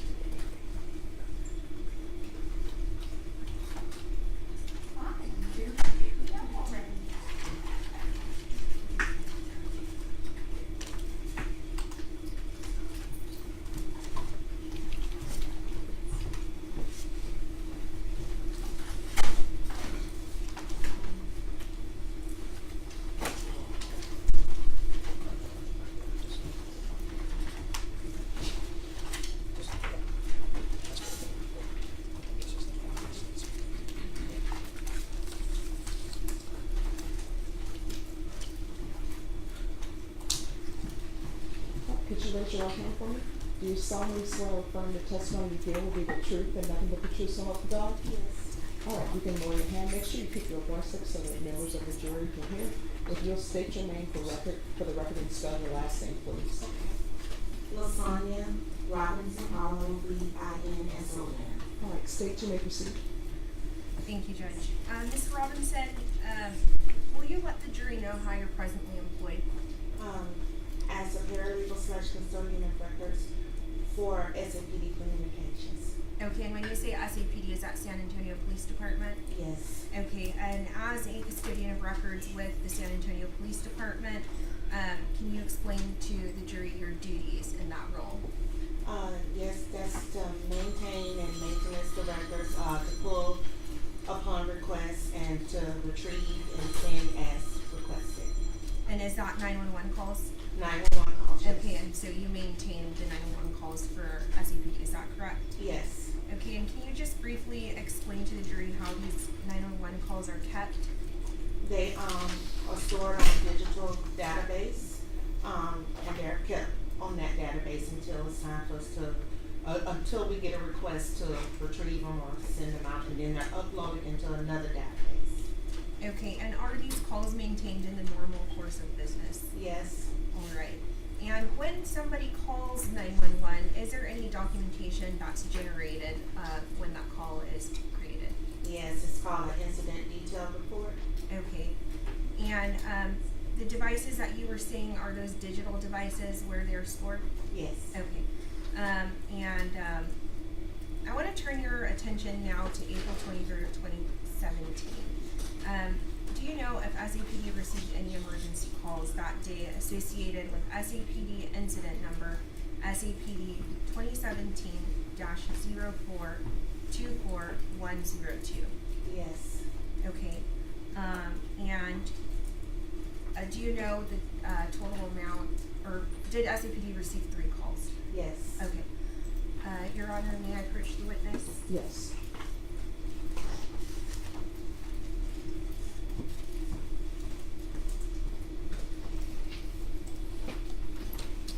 Alright, so I'm going to show you what has been marked as State's Exhibit number 7, 8, and 9. Do you know what is contained on State's Exhibit 7, 8, and 9? The 3 audio or 911 audio calls that came in. Alright, and have you reviewed these discs? I have. Okay, so you've reviewed States 7, States 8, and States 9? Yes. Okay, and looking at States Exhibit 7 through 9 inclusive, do they all contain an identifying mark on there? Yes. And is that how you're able to realize that you've listened to states 7 through 9 inclusive? Yes. Okay. And just starting, well, have you listened to states exhibits 7 through 9 inclusive? Yes, I have. All right. And specifically regarding states exhibit number 7, can you identify who the call taker is on that call? Yes. His name is Xavier. Okay. And do you know who made that call? Her name was Anna. Okay. And she was she was a refused caller, is that correct? Yes, I'm sorry. Yes. Okay. On state 7, who was the Okay. caller? So I have the 3 calls written down. I don't know what order you have yours in. Okay. If you want Is to, this the first? if you just want to take a look, so states exhibit number 7 is Okay. you've listened to it, correct? Yes. All right. And so who was the caller on that? She refused to give her name. Okay, thank you. And regarding states exhibit number 8, who was the caller on that one? Elizabeth. Okay, and regarding states exhibit number 9, who was the caller on that one?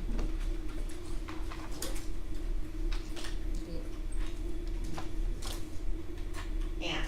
Okay, and states number 9 on the call where Anna is the person that called in, who was the call taker on that one? Xavier. Okay, and regarding states exhibit number 8, where Elizabeth is the one that called in, who was the call taker on that? Howard.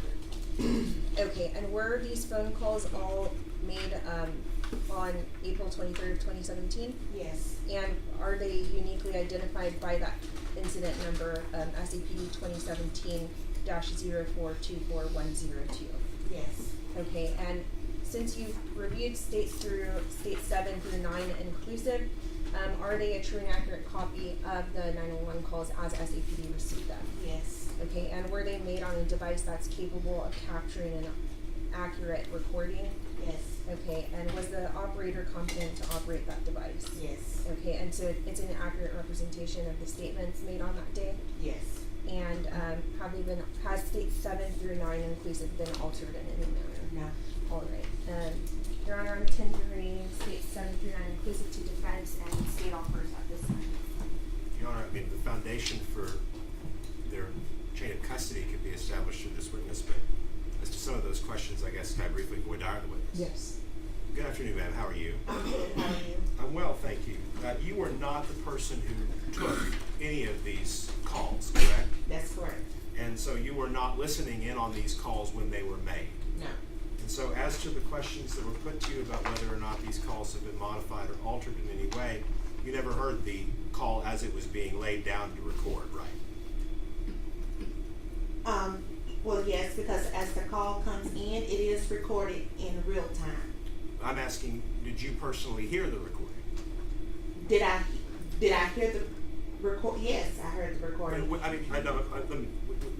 the person got on the phone and called 911, you were not listening in on that phone call as it was being said, correct? No. Okay. You have heard a recording since? Yes. Okay. So you do not have personal knowledge as to whether this truly and accurately depicts the phone calls that are made on, correct? Well, the call is recorded in real time. Yes, ma'am, I understand that, but as to whether or not it accurately depicts how the call was made, you're not the person to ask because you weren't on the call, correct? No, I wasn't on the call. That would be my objection. All right. That and hearsay and confrontation. All right, any response? Judge, it's not, well, the confrontation clause doesn't apply because the statements are non-testimonial. They were not made in advance of the criminal prosecution. And as far as hearsay, I mean, there's an exception, so it's present since impression. Well, Your Honor, I am not going to accept that at face value, and this is not a Michigan v. Bryant example, and there's been no foundation laid of that, and this would not be the witness to I'm lay going that. to object to the speaking objection, Your Honor, and if the court needs case law, I can provide that. All right, so State's Exhibit number 7, 8, and 9 are admitted over objection.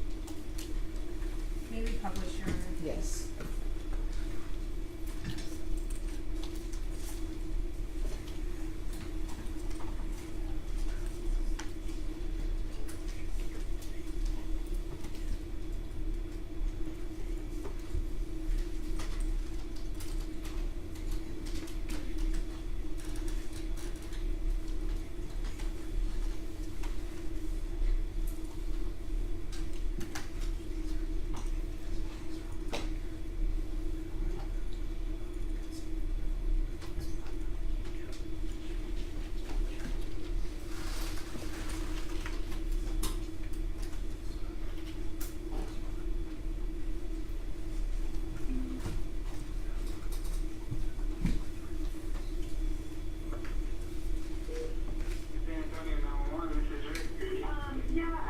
I just witnessed a gun shooting.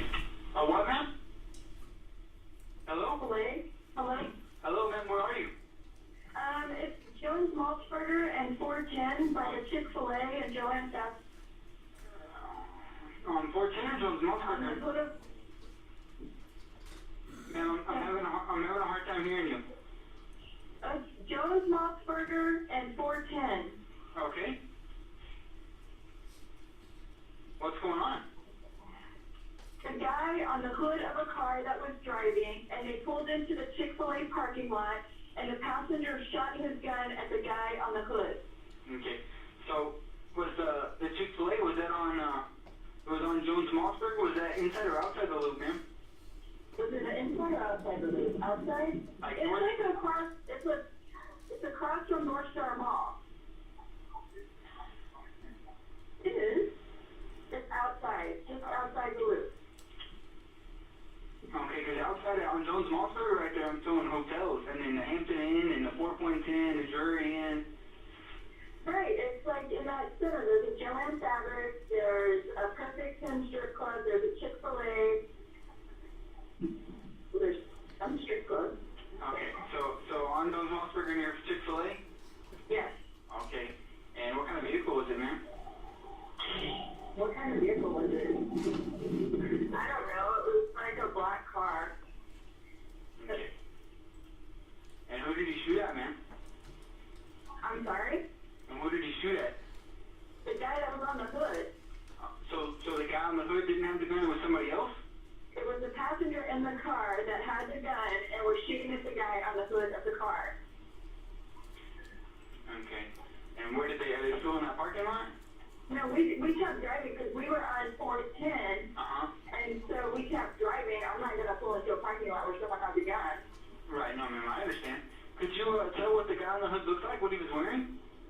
It would look like a Hispanic guy with glasses on the hood, right?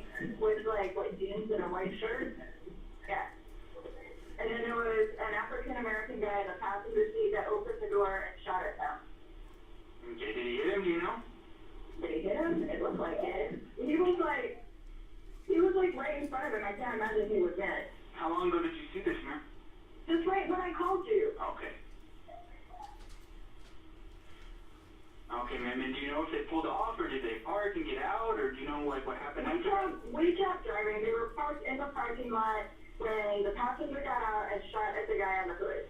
Okay. And then I don't know what happened after that. Because like I You said, were going after that? Well, we were getting on 410. So we kept going down 410, and I don't know what happened. Okay. Just trying to tell you that someone needs help because they're shot in the parking lot. No, ma'am, I've already sent this over for us to get officers on the way. I'm just trying to figure out, what they all look like or where they went, or just so they can find them when they get out there, Oh, I have no idea, but I can tell you that the windshield of the car is shattered because the guy, it looked like hit the windshield also. So he shot someone through, with so he shot through the window? Yeah, it looks like he hit the window when he shot him. Okay, and it was a black sedan, right? Yes. Okay. Did you want to leave your name? Hello, ma'am? Hello? Do you want to leave your name? No, I mean. Oh, you don't have to? Okay, no, I'm just trying to tell you that someone needs help because they were just shot. Okay, so did you see them get hit, though? I mean, the guy was right in front of his face. I don't know how he would have missed. I mean, I wasn't in the parking lot. I was getting on the highway. I don't know what else I can tell you. Okay, do you know what the gun looks like? Oh my God, no, they're in a parking lot. I'm getting on the highway. I have no idea what the gun looked like. It was a small handgun, not like an AK-47 or something. Okay. All right, ma'am. Well, we're getting them out there, okay? All right, thank you. We pass the witness. All right, defense? No further questions. All right, is this witness excused? By the state, yes. Yes, sir. All right, the rule has been invoked. You're not allowed to discuss your testimony with anyone during the proceeding of this trial. Do you understand? Yes, ma'am. All right, thank you. Make sure you leave your microphone behind. Thank you. Just to make sure I'm correct, all three calls were admitted, right? Yes. Okay. All right, and State, are you resting for today? Yes, Your Honor. All right, ladies and gentlemen, we are going to come back tomorrow at 1:30. And I will tell you, we will start exactly at 1:30. I only have 2 matters in the morning tomorrow that are unrelated to this case, but I must take up those matters, all right? So the same rules apply. You're not allowed to view anything. If somebody asks you if you're on the jury, you can say, yes, I have jury duty. I'm serving on a jury. But you're not allowed to discuss anything that you've heard in this case. You're not allowed to start deliberating. If you see anything about this case anywhere, turn it off. Do not listen to it. You're not allowed to do any investigation. Everything that you don't know about this case is to come from inside the courtroom. Does everyone understand? All right, Cindy, we can go off the record. So the same rules I gave you yesterday about the parking, that applies for tomorrow because the same number of jurors are going to be brought up. If you want to make sure that you have a parking space, if you arrive by about 12:30, you should have a space because people sometimes go off campus for lunch. Okay, with that being said, drive home safely. All rise for the jury.